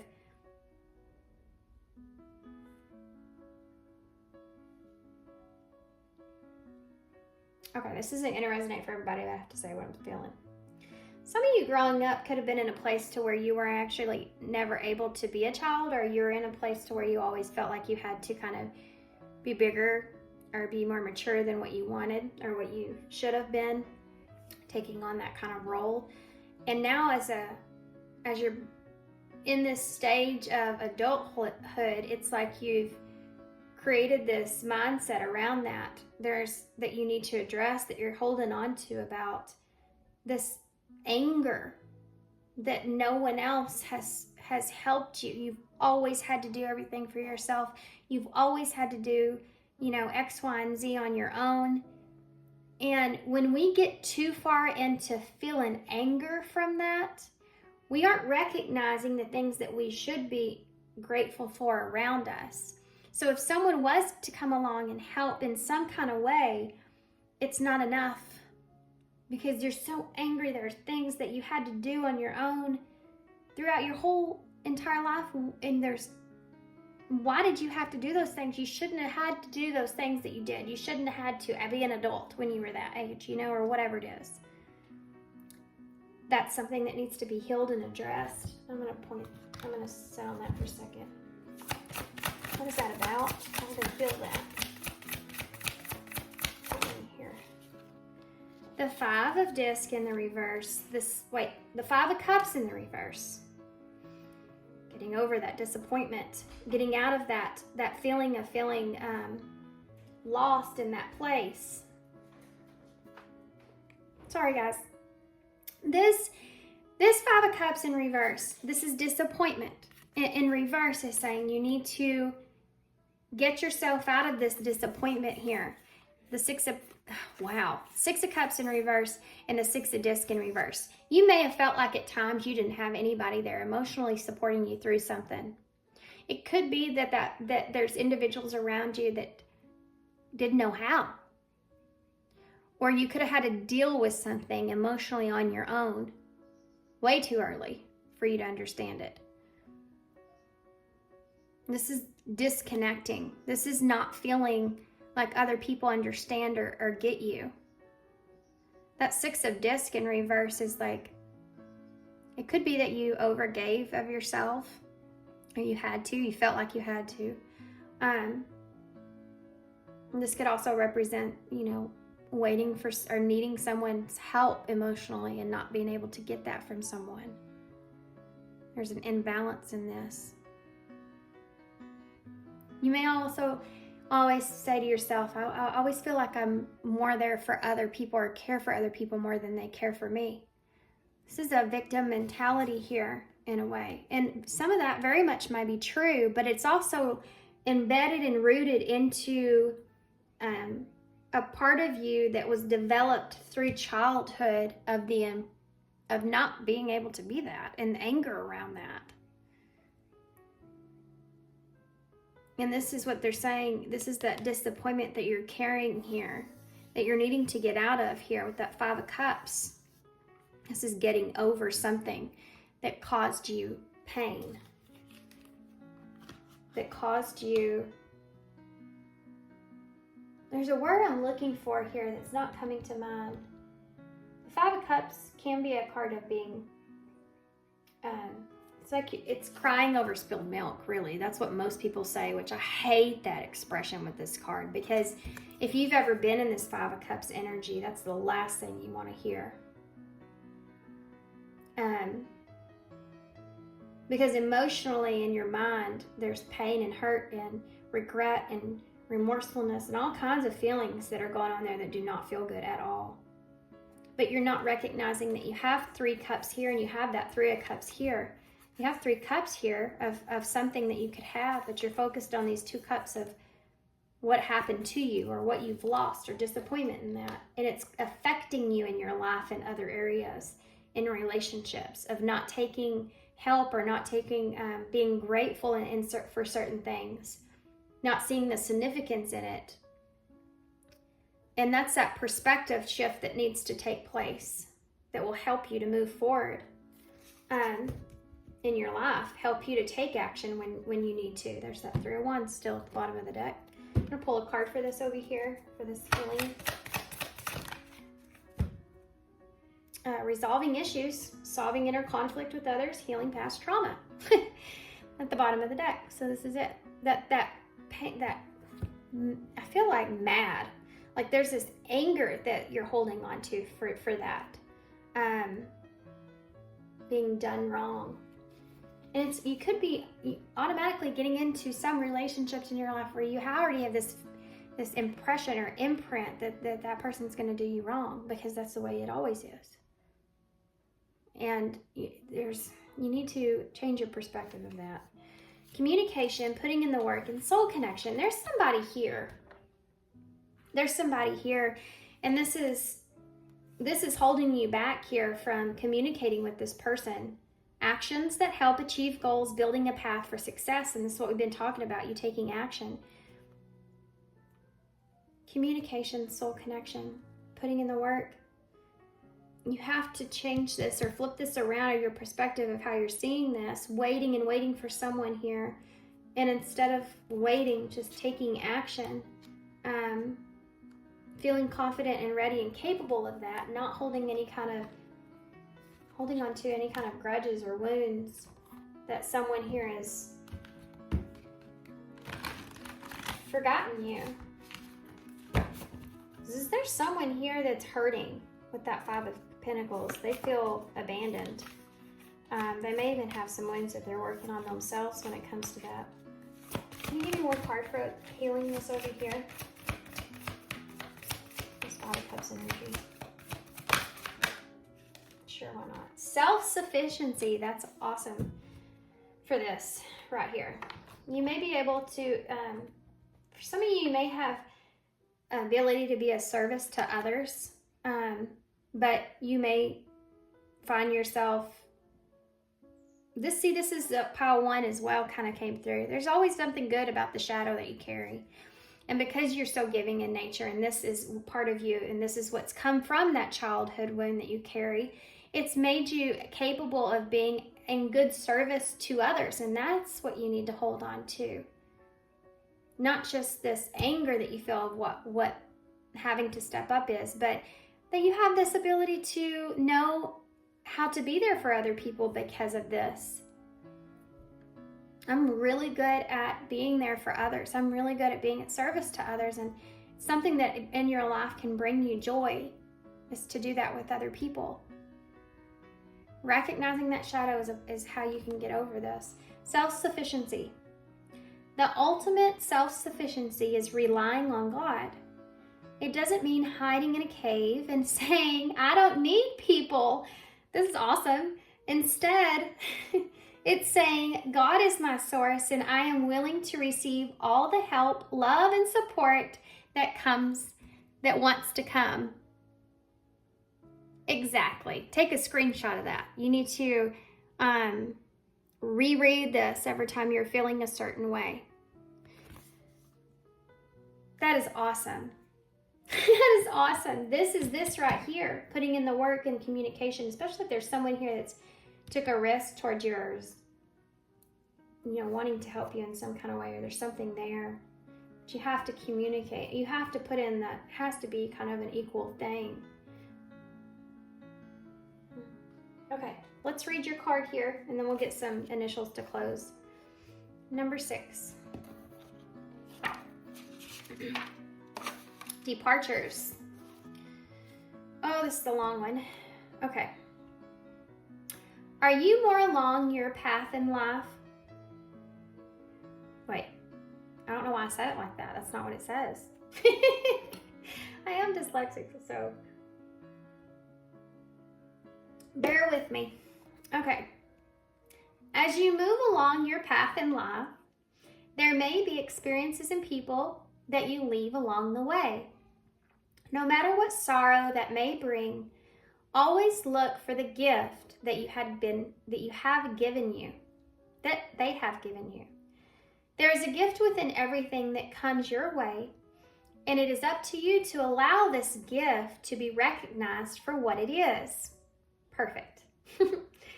Some partings feel sad. Some are a relief. Some are glorious. Some are joyous. One thing that is for certain is all things change continually. So learn to go with the flow. Sometimes people have to leave so that you or they can grow.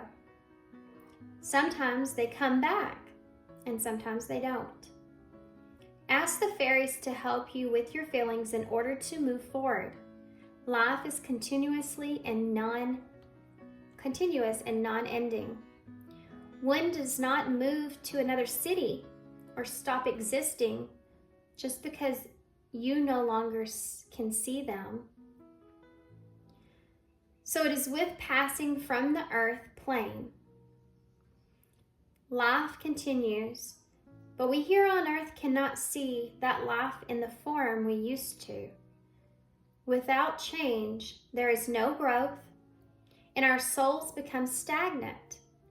Accept the changes and the departures as part of life's continuance.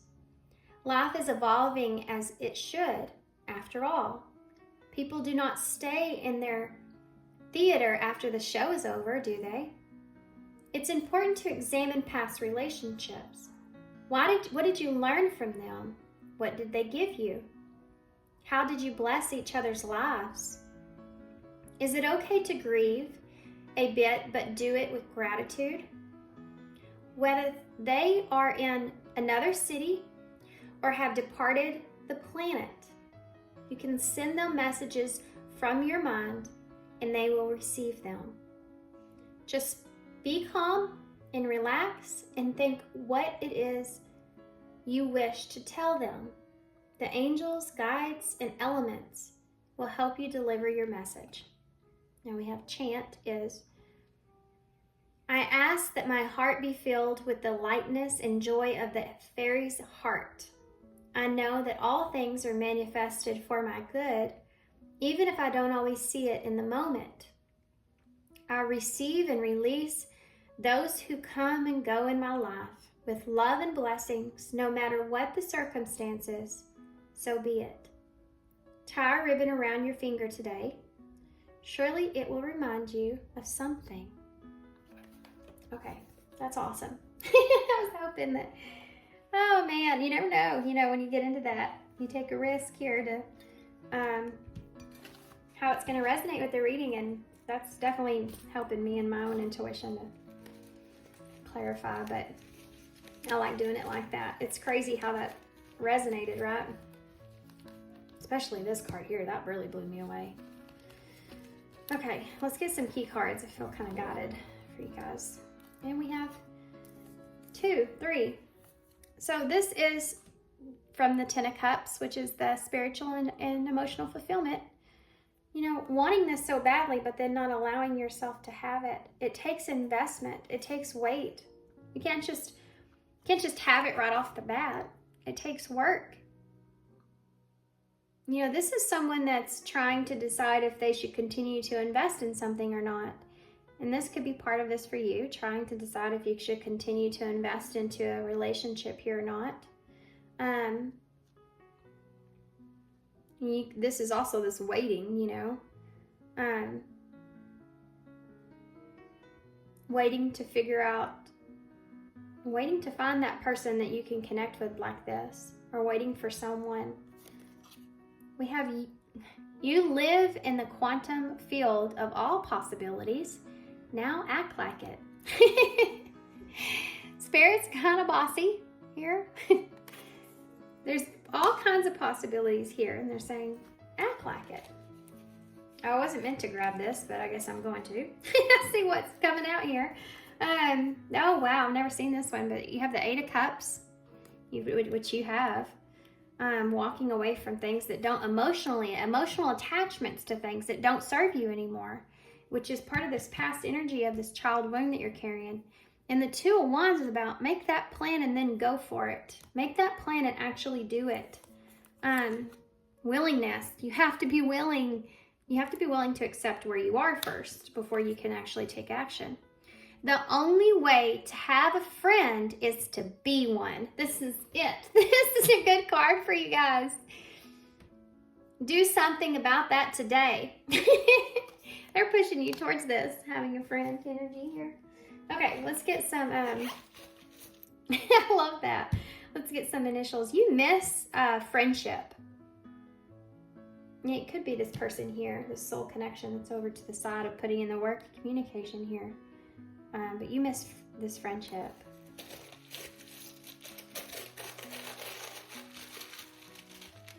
It's awesome when we find somebody that we connect with and the inner child connects with. So good for the soul. Okay. Your heart with wings. Let your heart soar. And go after what it is that you're wanting here. You have 2 4s. I didn't even know I had 2 4s. Okay. So stability. Maybe you and someone else are both wanting things to be stable here. And the number 4 is that Emperor energy, but it's taking control, stepping up, security with the foundation here. You have the chameleon, so adapting to a situation, moving forward, accepting the way things are and having to adapt, have that self-awareness and be willing to take action or be willing to move things forward past wherever you are stuck, We have G, J, E, A, B, N. Maybe there's some things you need to ban from your life that aren't helping you in any kind of way. We have H, another A. So triple A, call for help if you need it.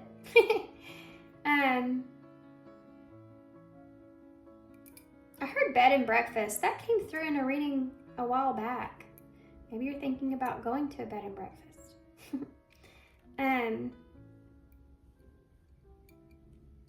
The number 4 is Cancer energy. It's about home, so that could be relevant there. Maybe something to do with the home. All right, guys. I think I'm just gonna leave you here. It's a pretty long one. Hope you enjoyed it. Oh, there's one I forgot. An S. BS. I hope none of y'all should say, well, that's a bunch of BS.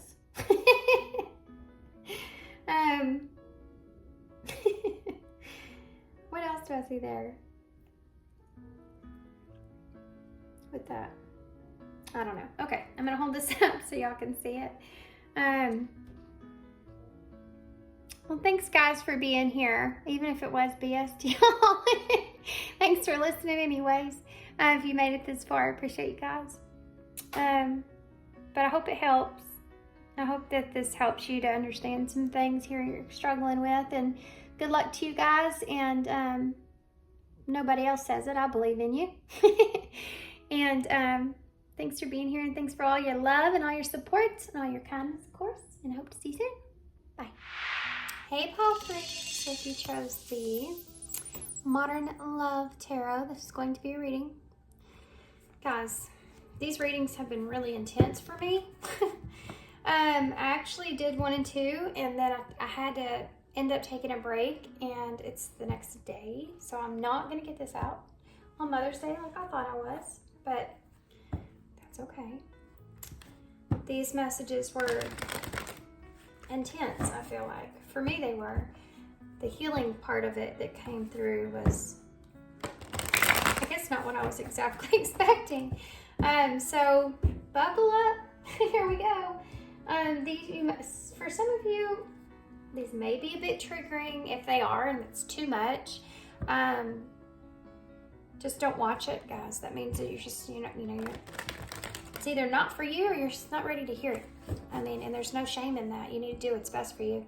A trigger, always remember and look at a trigger as it's like a wound that someone is pushing on you. It's showing you where you're hurting, so keep that in mind. Now I'm nervous because I just went through that rant. Okay. Pile 3. What do they need to know here, Pile 3? Spirit, what do they need to know? Okay, let's see. Number 51, Earth Element. I like it. I like this. Okay. This is about grounding. And it's interesting too in this card because behind her you see this round. It looks like the moon to me. All the green, her sitting there, Earth Element, and grounding herself. We're actually in Taurus season right now. So we're in Earth, and it's about grounding and protecting yourself and maintaining a sense of stability, a sense of security within yourself. It's important here. I feel like this is where you are. This is where you need to be. There may be some changes ahead to do with your stability here. You have the number 5 and the number 4. 5 is about changes and loss or conflict that's taking place.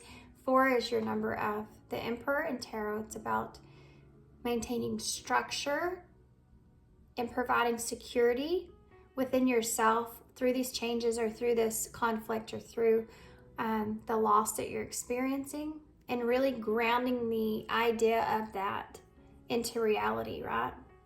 And then you have this butterfly here that she's looking directly at, which is representing transformation. So for some of you, you've made a significant transformation, or whatever's transpired here has made you change idea of parts of yourself, who you are. It's affected you in this kind of way. So it's something big, really big, that has really affected you. And you're basically needing to ground and look at this new idea of who you are, this new image of who you are from what has transpired. They're wanting you to reflect on this because you're different from who you once were. This has changed you in such a significant way.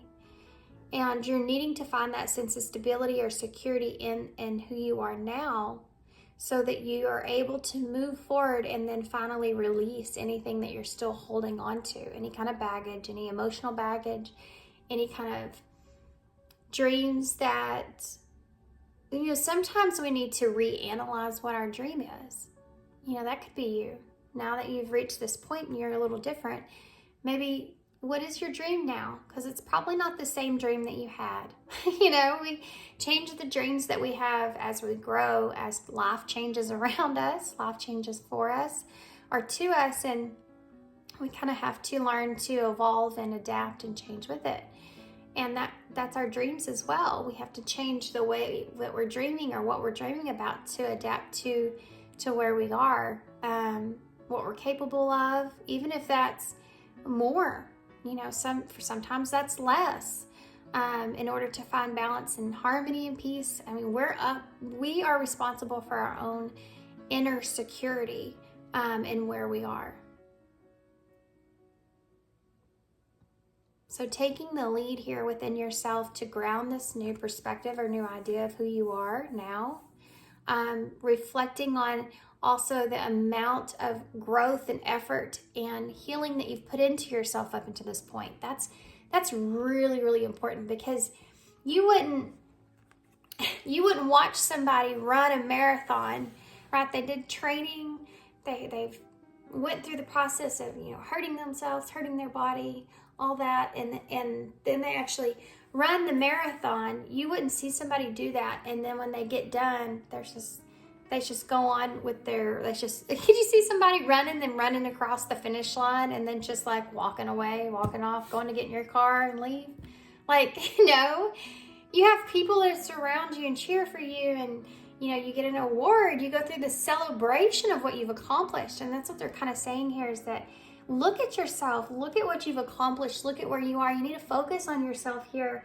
You're focusing, or you have been focusing on, and I think some of you are now coming into this awareness right now. And as I'm saying this, you're like, you know what I do? I need to pay attention to where I'm at. I need to acknowledge that in a more in-depth way from what I am. And you're not doing yourself justice, some of you, by not acknowledging this growth that you've had inside of yourself, what you've done with yourself, what you've accomplished here. Healing is hard. Change is hard. That's why a lot of people don't do it, or a lot of people find themselves stuck in life. It's because they get stuck where they are, and they don't want to change from that. It's a security thing, or they don't want to step outside of their comfort zone. And you will see that sometimes you'll end up, if that happens, you can sit in that place to where you start to almost become bitter at the world around you, because the world around you is still moving and you are still stuck in this one place. And that comes along with your dreams as well. If you're really stuck on a certain dream, and even if you have to just kind of change that dream up a little, it's still the same kind of dream, it just may be a little different from what you had. But if you're still stuck on something and you still do the same exact thing to try to achieve that, and that's not taking place, obviously there's some things that need to change there in order for that to happen. And sometimes I think people in life get stuck in the same idea of what it is that they deserve or need or want, or what their dream is, and they're not capable of kind of adapting to things around it to make it happen in the long run, or to change. Sometimes that can make you bitter, and I think that pile 3, I think that y'all have kind of pulled yourself up out of this. You're not in that state. You're in a state of where you've been through that growth, but all Spirit is saying here is, look at it. Look at what you've done. I did this, and look at it. Isn't it great? It's that kind of thing. And it's yourself. And how rewarding is that? They're wanting you to look at that. And for some of you, there may be someone that is, a few steps behind you that you're concerned about, or you're worried about, or that you want to help in some kind of way. But sometimes in life we have to, if we turn around and go back, sometimes we can end up in a spot that we don't want to be, or we can actually have that other person can even pull us down too, depending on what kind of state of mind that they're in. And sometimes in life we have to keep going so that we can be that motivation. We can be that inspiration. We can be that educator, for others, or we can be that type of person. That's how you help the other person, instead of turn around and going back to them. Keep running with your torch, This is this kind of thing that I'm feeling, guys. This is about your reading. This is going to talk about you needing to ground yourself, and something that you're struggling with being able to do that. I think that you are in a peaceful place. I think that you feel very comfortable with who you are and where you are, what you've accomplished. Some of you, I just heard in my head, I don't want to be too arrogant. So some of you are afraid to even reward yourself in some kind of way, or really look at yourself in some kind of way, because if you get too arrogant, what if you fall back down, or what if you fail in some kind of way? But that shouldn't be your focus when you're thinking about what you've accomplished. You still deserve that crowd to cheer for you. And we all do when we make accomplishments, right? It's kind of like saying, after you run that marathon, you would stand there and say, oh my gosh, you did so good, but let's not get too cocky here. It wasn't that great. I mean, it was good. It was awesome, but come on, let's not get too cocky here. It's that kind of thing. It's kind of funny if you think about it. If you really are talking to yourself like that, yeah.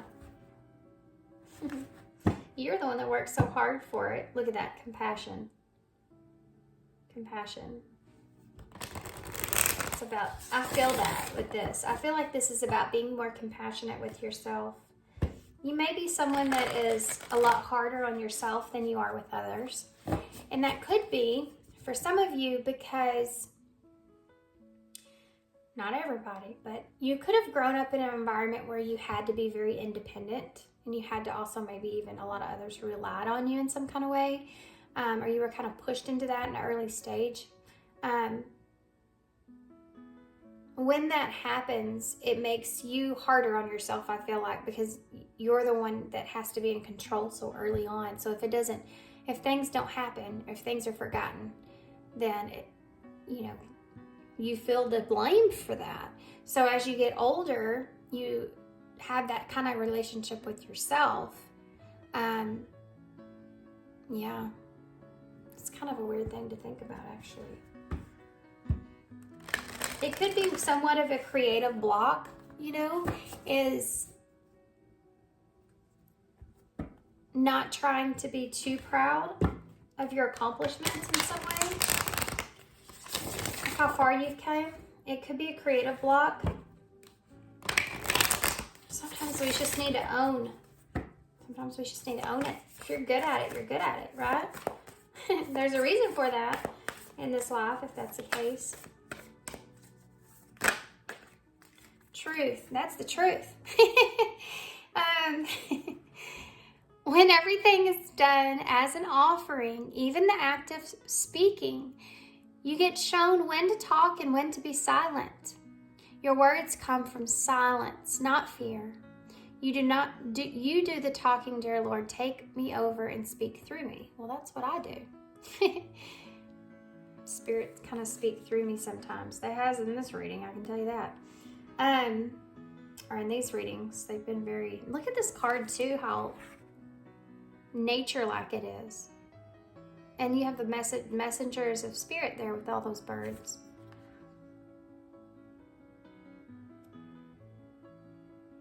It's like there's this, some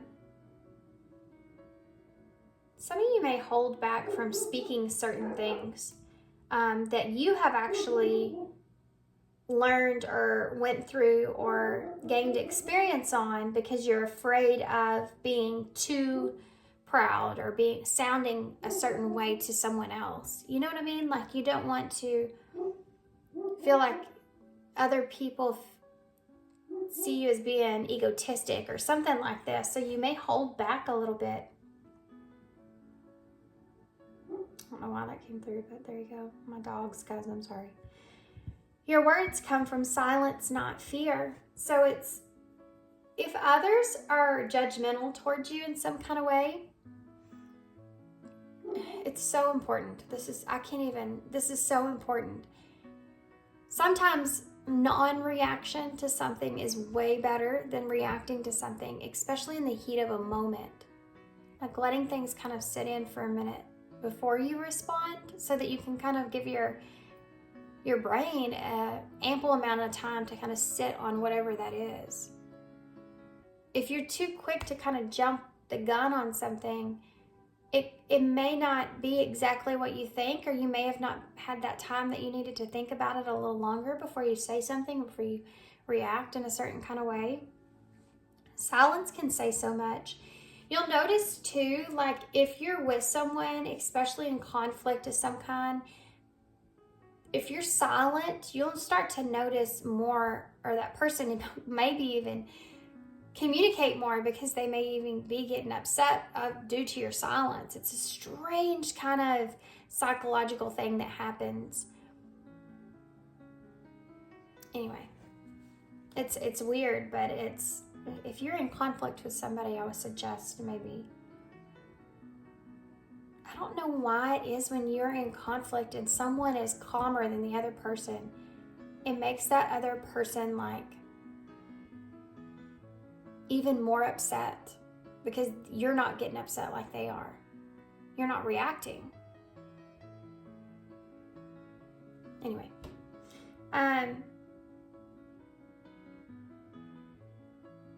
because when you're more calm like that, it makes people nervous, I think. Because if they can't be calm in that way, or if they can't control their emotional state in some kind of way, it makes the other person nervous, or because they're the ones that aren't handling themselves very well, their emotions very well. Speaking from, I've been on both ends of that, you know.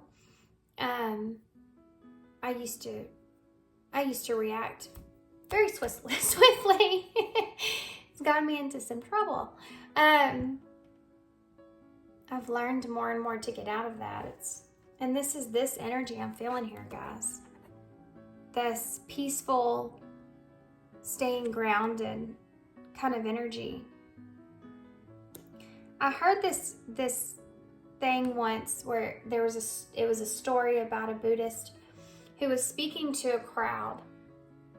And there was one person in the back that was a heckler, right? And he was just saying the most awful things to the Buddhist, but the Buddhist did not even acknowledge him, but just kept with his story and his teachings.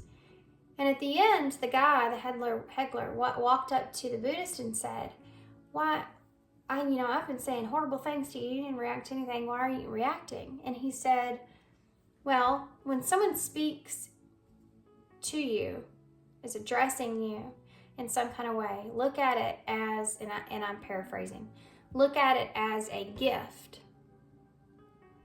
So if that is a gift and you don't receive the gift, or you turn the gift away, it becomes that person's again. It becomes theirs." So everything that he was saying was being, that energy was being bounced off of him back onto. It's that saying that we said when we were kids. Do you remember? I'm rubber and you're glue. Everything that you say to me bounces off of me and sticks back to you.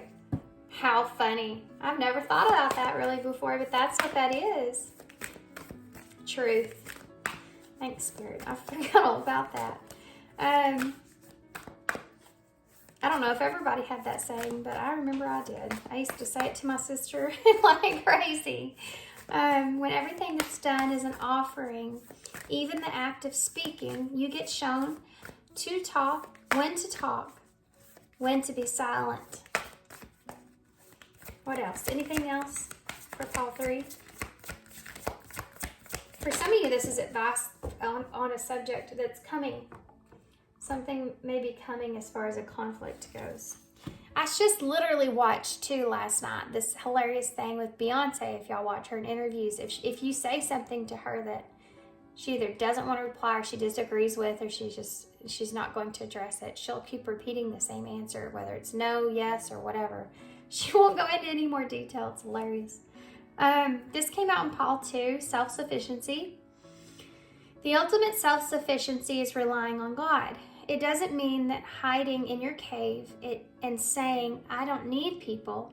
Instead, it's asking God, Instead, it's saying, "God is my source, and I am willing to receive all the help, the love, and support that wants to come." So this is bringing me back to that energy of independence that we talked about within, and it's something they're wanting to address apparently, within being a child. And if you're in an environment where you felt like, look at that, 9 of Swords. and the Hermit. Like you were very alone, and maybe even for some of you, you couldn't focus on love even, or you had not so much of a love life, or you had not great love situations. You've kind of given up on it in a way. Because this independent energy that's kind of been sticking to you in your life and how it has affected you in your relationships. And we'll see what Tarot has to say about this. I think this is what they're really wanting you to look at. Being in an independent place, sometimes we feel like we can direct the storyline because that's what we've been literally taught growing up, is that we were the ones in charge, or we were the adult and in the child-parent relationship, you were actually the adult. So you had to make sure of things, and that put pressure on you. So now you hold yourself accountable now. And even in relationships, if someone's not listening to you or doing it the way that you're telling them it needs to be done, that very, very independent energy, Queen of Wands, comes out as I say that. Like you feel very confident that you need to do something your way. It's that kind of thing that can hurt us in relationships. It should be a partnership where the two of you are helping each other. And there's a part of this that comes from feeling like no one else can do it the way that you can do it because you've been so independent. Feeling like you don't need anyone else's help, or they're just going to do it wrong and you'll have to do it over, or it's that kind of energy that's there. I'll just do it myself. But it's also developing this sense of responsibility on your back. Now, I want to remind y'all that we started here talking about how Spirit wants to make sure that you are addressing how much you have grown.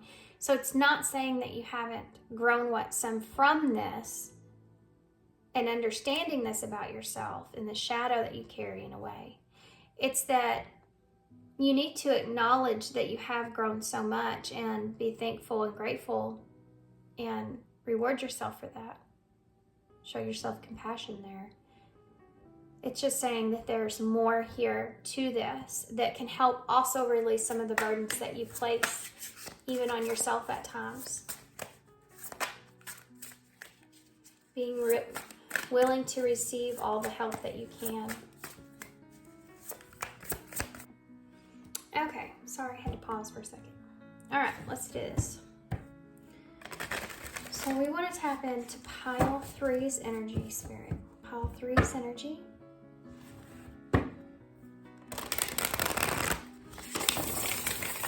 What do they need to know? Pile 3's energy. Pile 3's energy. What is it that they need to know? Pile 3. The 9 of Cups. This is that energy of feeling satisfied and happy where you are, enjoying yourself there, enjoying that. Pile 3's energy. What do they need to know? Pile 3's energy. We have the King of Wands. So stepping into your power here. Not being afraid to be who you are and what it is that you want moving forward. Now's this time where you don't have to be so independent or carry those burdens, and you can be authentic and true to who you are and living your life here. 5 of Wands, walking away from conflict, walking away from people who disagree with you or people who are asking more from you than what you're capable of giving to them or you need to give to them. Not maintaining that. For some of you with Hierophant in reverse, Taurus energy, Aries is out on the table as well. You may actually be in a place to where you're becoming more brave with stepping outside of what you would do normally. You're kind of you're in a place to where you're moving past this needing to do things a certain way in a certain order and a certain thing and live up to, because the Hierophant can be a card of authority, of morals, values, all this kind of stuff, and you're kind of you're in a place to where you're no longer conflicted about other people and the way that they're perceiving you. The Two of Pentacles in reverse. It can be that you are recognizing that you haven't been very flexible here with how you approach situations or choices that you have. Even if you're kind of in a place to where this is like, I could be enjoying myself here and going with the flow of things, but I don't know that that's a good idea. Or I don't know if I should do this. And it's like you're recognizing this, that you need to be a little bit more flexible there so you can, enjoy yourself here.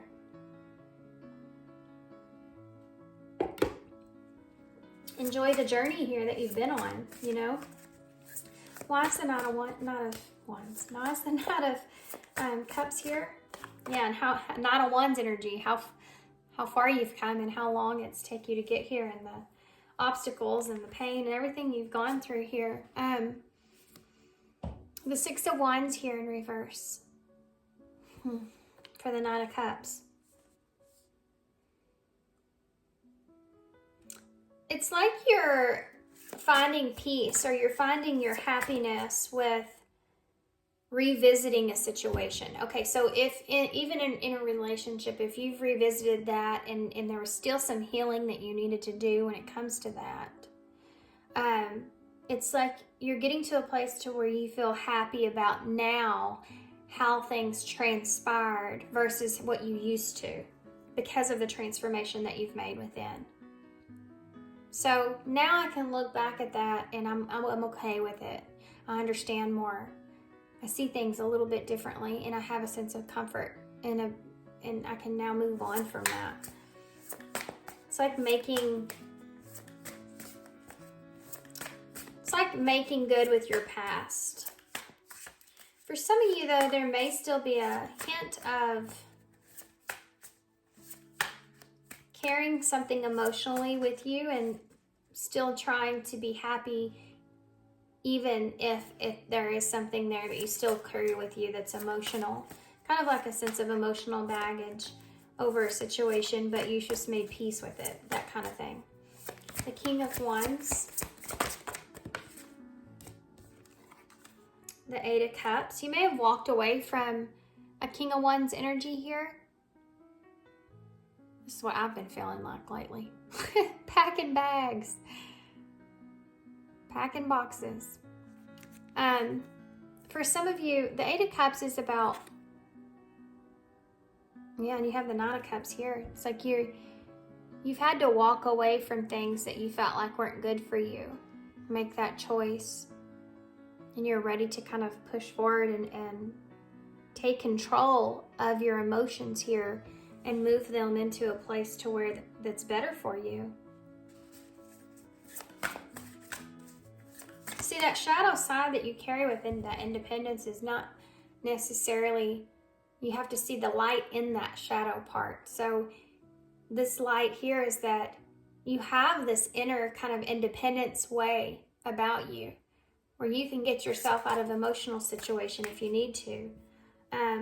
So tell me about that. Five of Wands in reverse. Three of Pentacles in reverse. Ace of Swords in reverse. Some of you may be unclear if you want to move forward with something here. Could be a relationship, commitment, contract, working with someone, collaborating here in a situation. That Five of Wands being in reverse. Maybe this is something that you may not have a truth of a commitment here for some of you. You may not have a truth here. There's someone was being honest with you in a relationship even, but this is something that you're walking away from. This is like, I don't have the full truth or clarity here, but I'm choosing that we just saw things differently, and I'm walking away from whatever that is. That is exactly how I'm seeing that. This is part of what you're getting over here. Maybe this commitment, the two of you saw commitment or saw the relationship in very different ways. For some of you, you're maybe even breaking a commitment.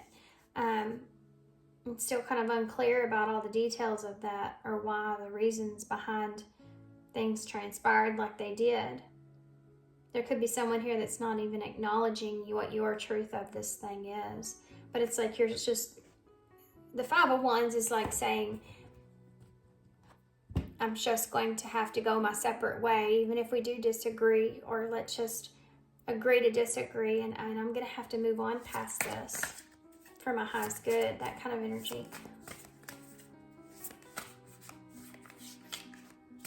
That's how you're winning here, right? Why is the Hierophant in reverse? What's a Hierophant? Five of Pentacles in reverse with the Five of Swords, guys. Whoa. I'm going to show y'all this card here real quick. Some of you, this could be a marriage that you are moving away from. You're breaking that commitment. Look at this. For some of you, this is a marriage. See the parents fighting and the two kids hiding. And then you see that bride there that's been left out in the cold. These are all in reverse, which is good. You do have 555 here, by the way, which is a tower moment, but they're all in reverse. So this could have already happened. Something that you've already made peace with. That Hierophant in reverse can be a marriage, and this is part of it. So for those of you who are walking away from a marriage, you've made peace with this. That Five of Swords in reverse. This was something that you didn't want to be in your life. Like you didn't want this to be your life, and things weren't getting any better here. So you've decided that you've needed to kind of break yourself free from that for what's best for you, for your highest good, for highest good of the situation itself. Because these kids look miserable. Look at that. This could even be something that you've experienced before, you know, or this, for some of you, if you're not married and this is not your case, you may be in relationships somewhat like there's another failed kind of relationship in a way, because you don't feel like the other person is emotionally the same, looks at things the same way that you do. Like you may be so independent within yourself or how you're doing things that you kind of anticipate or expect that from someone else. And when they're not capable of doing that, you say, do I need to put myself in a situation that's like this? Should I get out of this? For some of you, you've been waiting here for someone to come back around, to recognize or to hash it out, or to, you know, kind of make amends in a way, and that's something that just hasn't happened. And so you're having to say, you know, this is just not going to go the way that it should go, or this person's just not going to learn this lesson, or it's going to be one of those things where instead of us coming together and making amends, I'm just going to have to do it within myself and move forward. And again, that unknown energy is here. Like you don't really know what happened or why it happened or how it happened. Or you feel unjustified because there's no closure here in a way. But you're doing, I just see you doing what's best for you or what you need to do.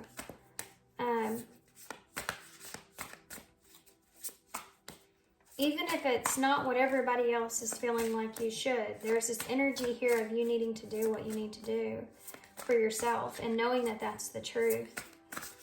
Why is the Two of Pentacles here? Why is the Two of Pentacles here in reverse? I forgot to mention, but I will read the this card at the end for advice. The Eight of Wands in the reverse. Let me hold this up so y'all can see. So the Two of Pentacles with the Eight of Wands in reverse. You need to be a little bit more flexible here, especially if you are in a relationship.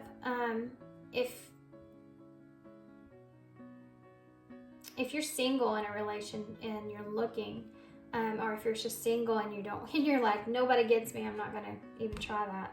There's a sense of needing to be a little bit more flexible here with how you move forward. If you're going through like a breakdown in a relationship, it's telling you to be a little bit more flexible here with your communication, how you're communicating things. because there is frustration, obviously, that's there.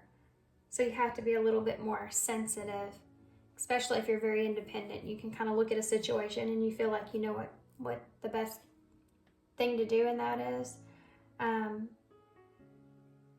There's just a sense of needing to find balance with communication here, okay?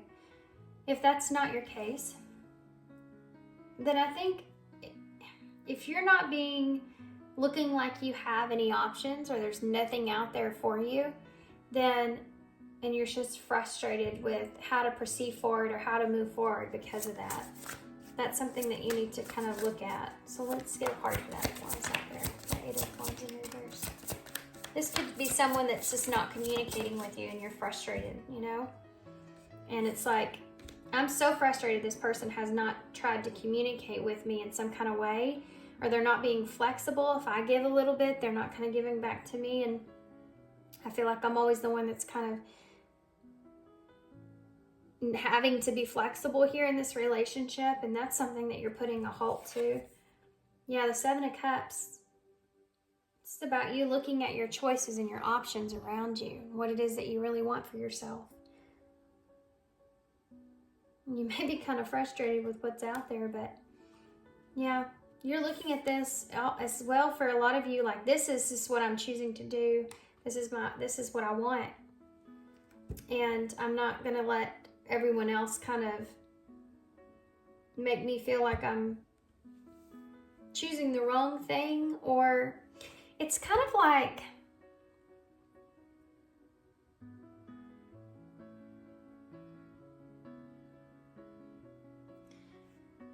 the 7 of Cups can be a card of being confused about what choices you have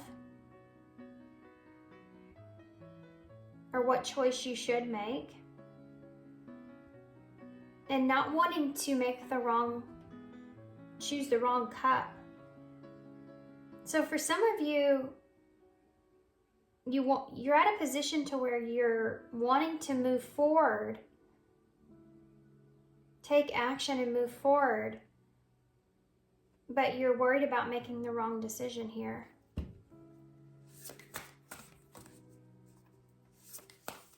And this is, I feel like, in relationships. Tell me more about this. The 6 of Wands. You're wanting recognition. Some of you are wanting recognition in a relationship over how much you've been giving, and now you're like, I'm not even going to give to this person, or I'm not going to even be flexible here because they were never flexible with me. And you're looking at other options. Some of you are having a difficult time with that because of getting hurt. But you are starting to recognize more of your worth and your value here with the 6 of Wands and what you have to offer, and that you actually have more choices out there.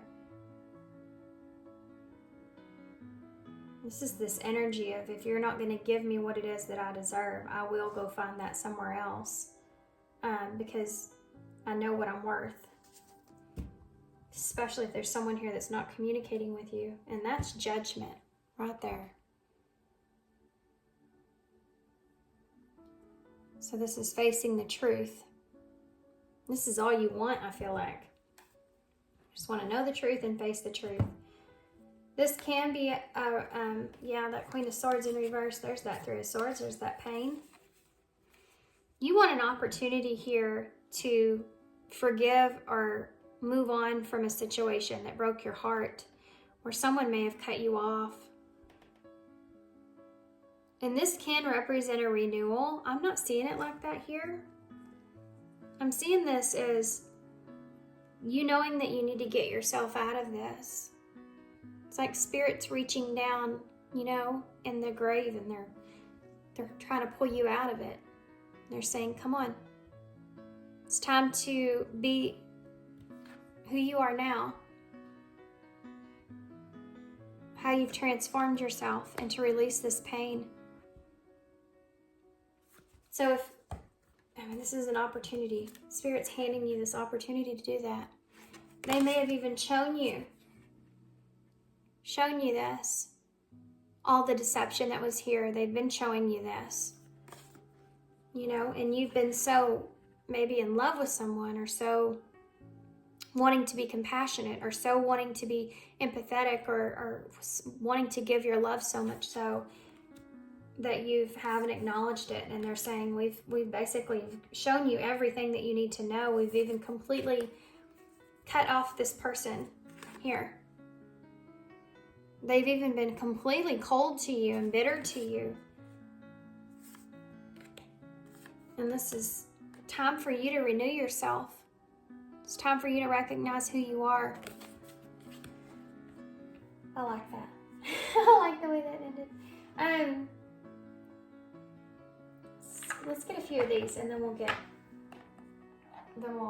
close.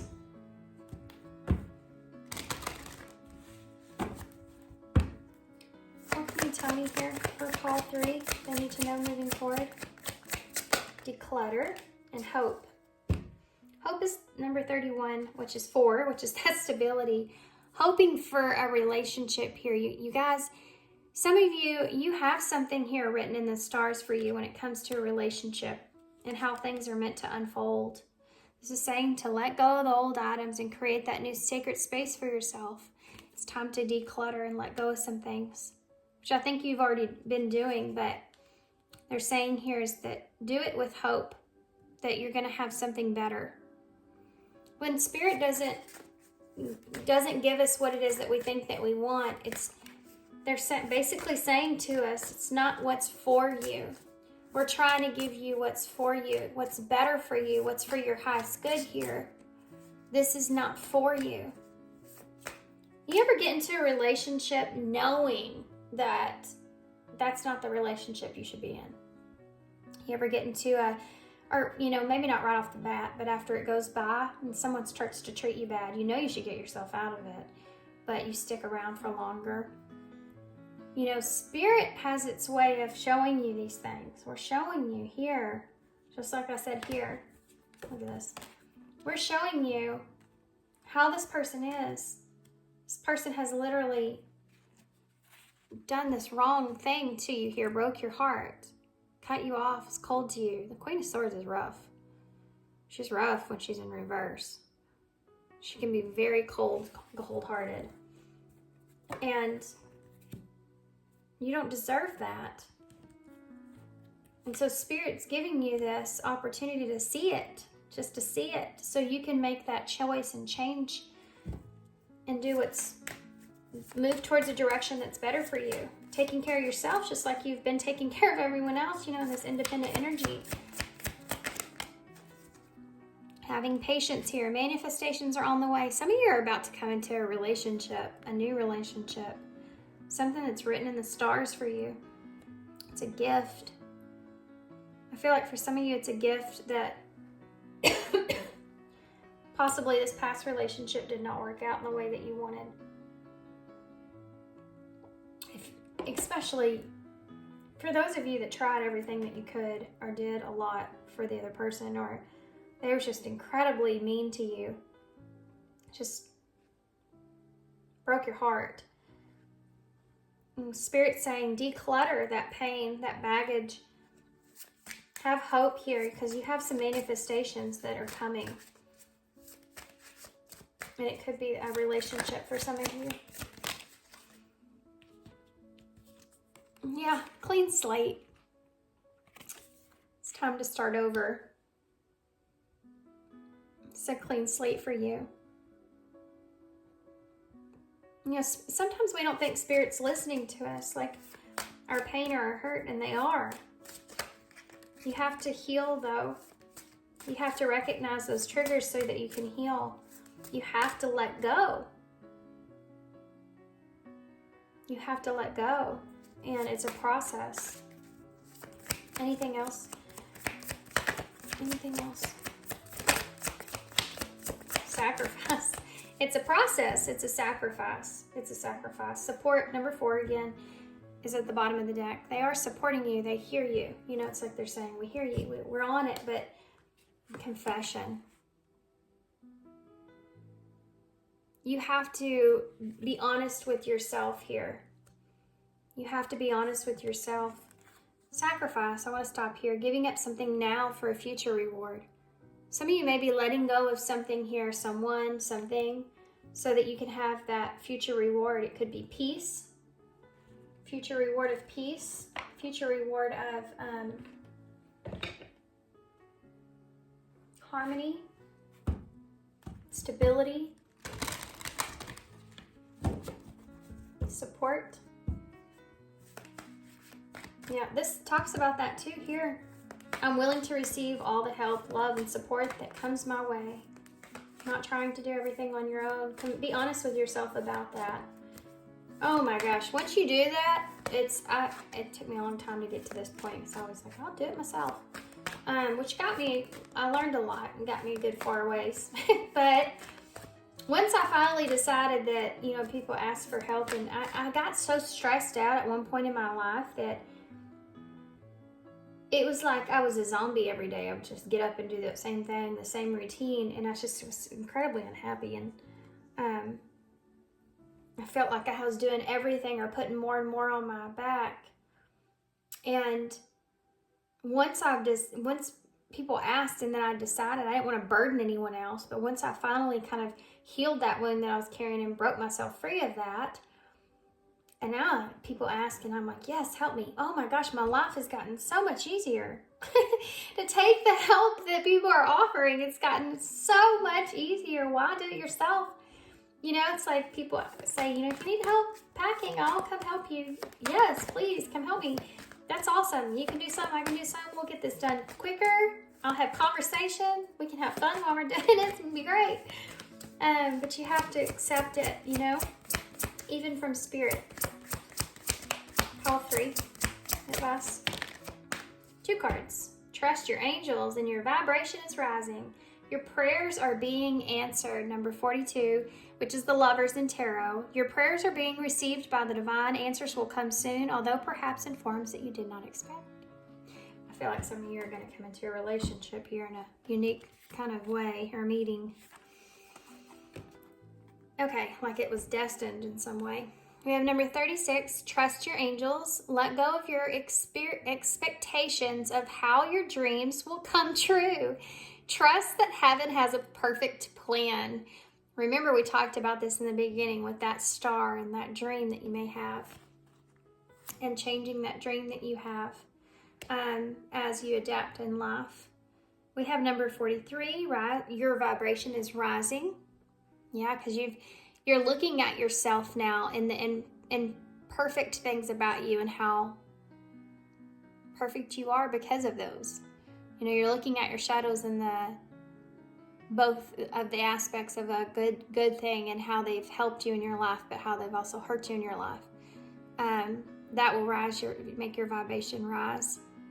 This is a time of great spiritual growth for you. You are evolving to occupy a higher energetic frequency. Yeah, I felt that in the beginning, and that's why they're putting you in this place of meditation and needing to kind of sit on this, right, and think about it and experience this. Let it ground into who you are now versus who you once were. It's very different. Okay, so let's read your fairy oracle here. Okay, grounded. I don't read these before because I always think it's interesting how they resonate with the reading. It's also a spiritual or a intuitive exercise for me as well. So grounded is your key word here. Earth sustains us. It gives us everything that we need to physically survive. Its beauty gives us much of what we need spiritually. Earth provides us with a stage on which we can act out life stories, growing and learning as we do so. We are the shepherds of the earth along with the elements. It is our duty and privilege to do our best to protect Mother Earth. We can honor her by protecting wildlife, vegetation, and water sources, and her air. If the earth cannot drink or breathe, neither can we. If we follow these acts of respect, we will be grounded.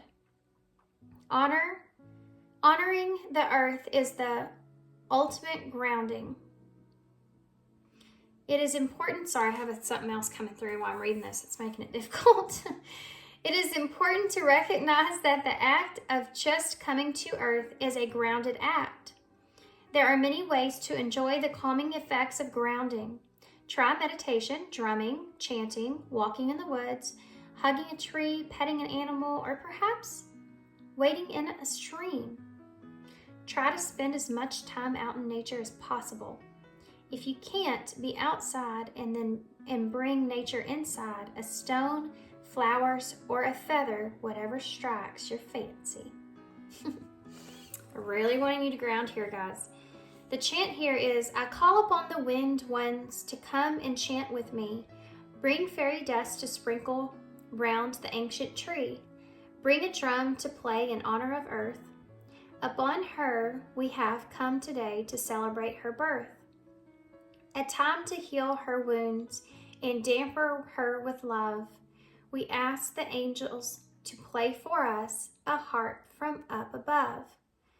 Today we cast old spells away that keep her in the dark, and to a better life for her today we do embark. So be it. Spend some time outside today. So one of the things that was coming through while I was trying to read this is that today's actually is Mother's Day, very early in the morning. And this reminded me of that, and I was thinking about how this is so in tune with that. But if you take this Mother Nature thing and this grounded thing and looking at that in yourself, how relevant that is, to think about what if we were treating ourselves in the same way, as we should be treating our Mother Nature. It's interesting. I think I'm actually post that. I like it. Okay. So let's get some key cards and some initials to close. So these were different. These were, I always do the, or try to do the what you should knows on Sundays, but this was way different from what I have been. So you have this Eight of Swords here. So if there's something here that you're having this self-imposed kind of anxious energy about, and it could just be this relationship we talked about. If you're keeping yourself anxious about that when you don't need to be, and you can find that inner independence, it's telling you you need to face that situation for just what it is, or face those feelings that are coming up around that so that you can move on past that. And here's another card of being honest with yourself about it. Yeah. Being honest with yourself here too, if you need support, if you need help. That keeps coming through. And forgive yourself. This is big here, guys. If you're in a situation where you're having to walk away or leave something behind or someone behind, and you're conflicted about that because you love and care about that person, it's like what I talked about up here about if you're in a situation and you're needing to set an example by continuing to move forward and to build and to grow and to do what you need to do. That's the best way to help someone sometimes if you're not capable of being able to really shake that person and get them out of a certain state of mind. You need to face that some people are you can only help to a certain extent. You can't turn around and go back and allow them to kind of drag you under. And if there's someone here that's continuously, they keep kind of hurting you in some kind of way, you have to continue to move forward, okay? You can't allow that person, especially if they've gone silent on you here, you can't allow that person in their energy to always keep you depleted or keep you down. You have to forgive yourself and be honest with yourself. Okay? About what it is that you need.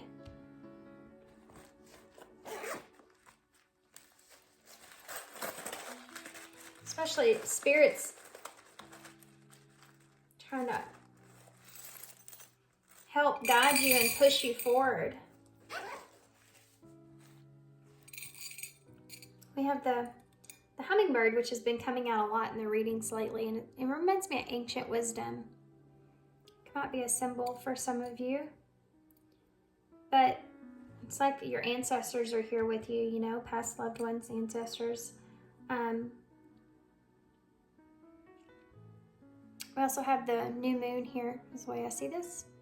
So new things ahead, and that's also about letting go of the old so you can create that new space for yourself here, needing to do that. You have the number 2, making decisions and finding balance. You have the number 6, which is harmony, peace, showing yourself compassion and love. You have the number 5, which is those changes that are taking place, conflict that could arise from that. You have the number 7, which is a very divine number. It's about being focused, staying focused, aligning with the energies that you're in now versus who you once were, reflecting on that, and moving forward. You have an H, a V, an X, a U, an I, an E. We have an X, a J, an E, an R, an O, an S, and that's it.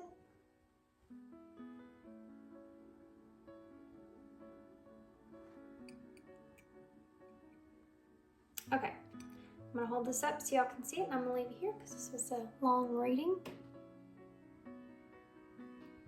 Maybe some of you need to go through your all your stuff, you know? A time to kind of clear out everything and make way for new stuff. New people, new places, new experiences, you know? All right, guys, I'm gonna leave it here. Thanks for being here. I hope this helps. Good luck to you guys. I appreciate y'all so very much. And sending you some love, sending you some lights. Hope to see you guys soon.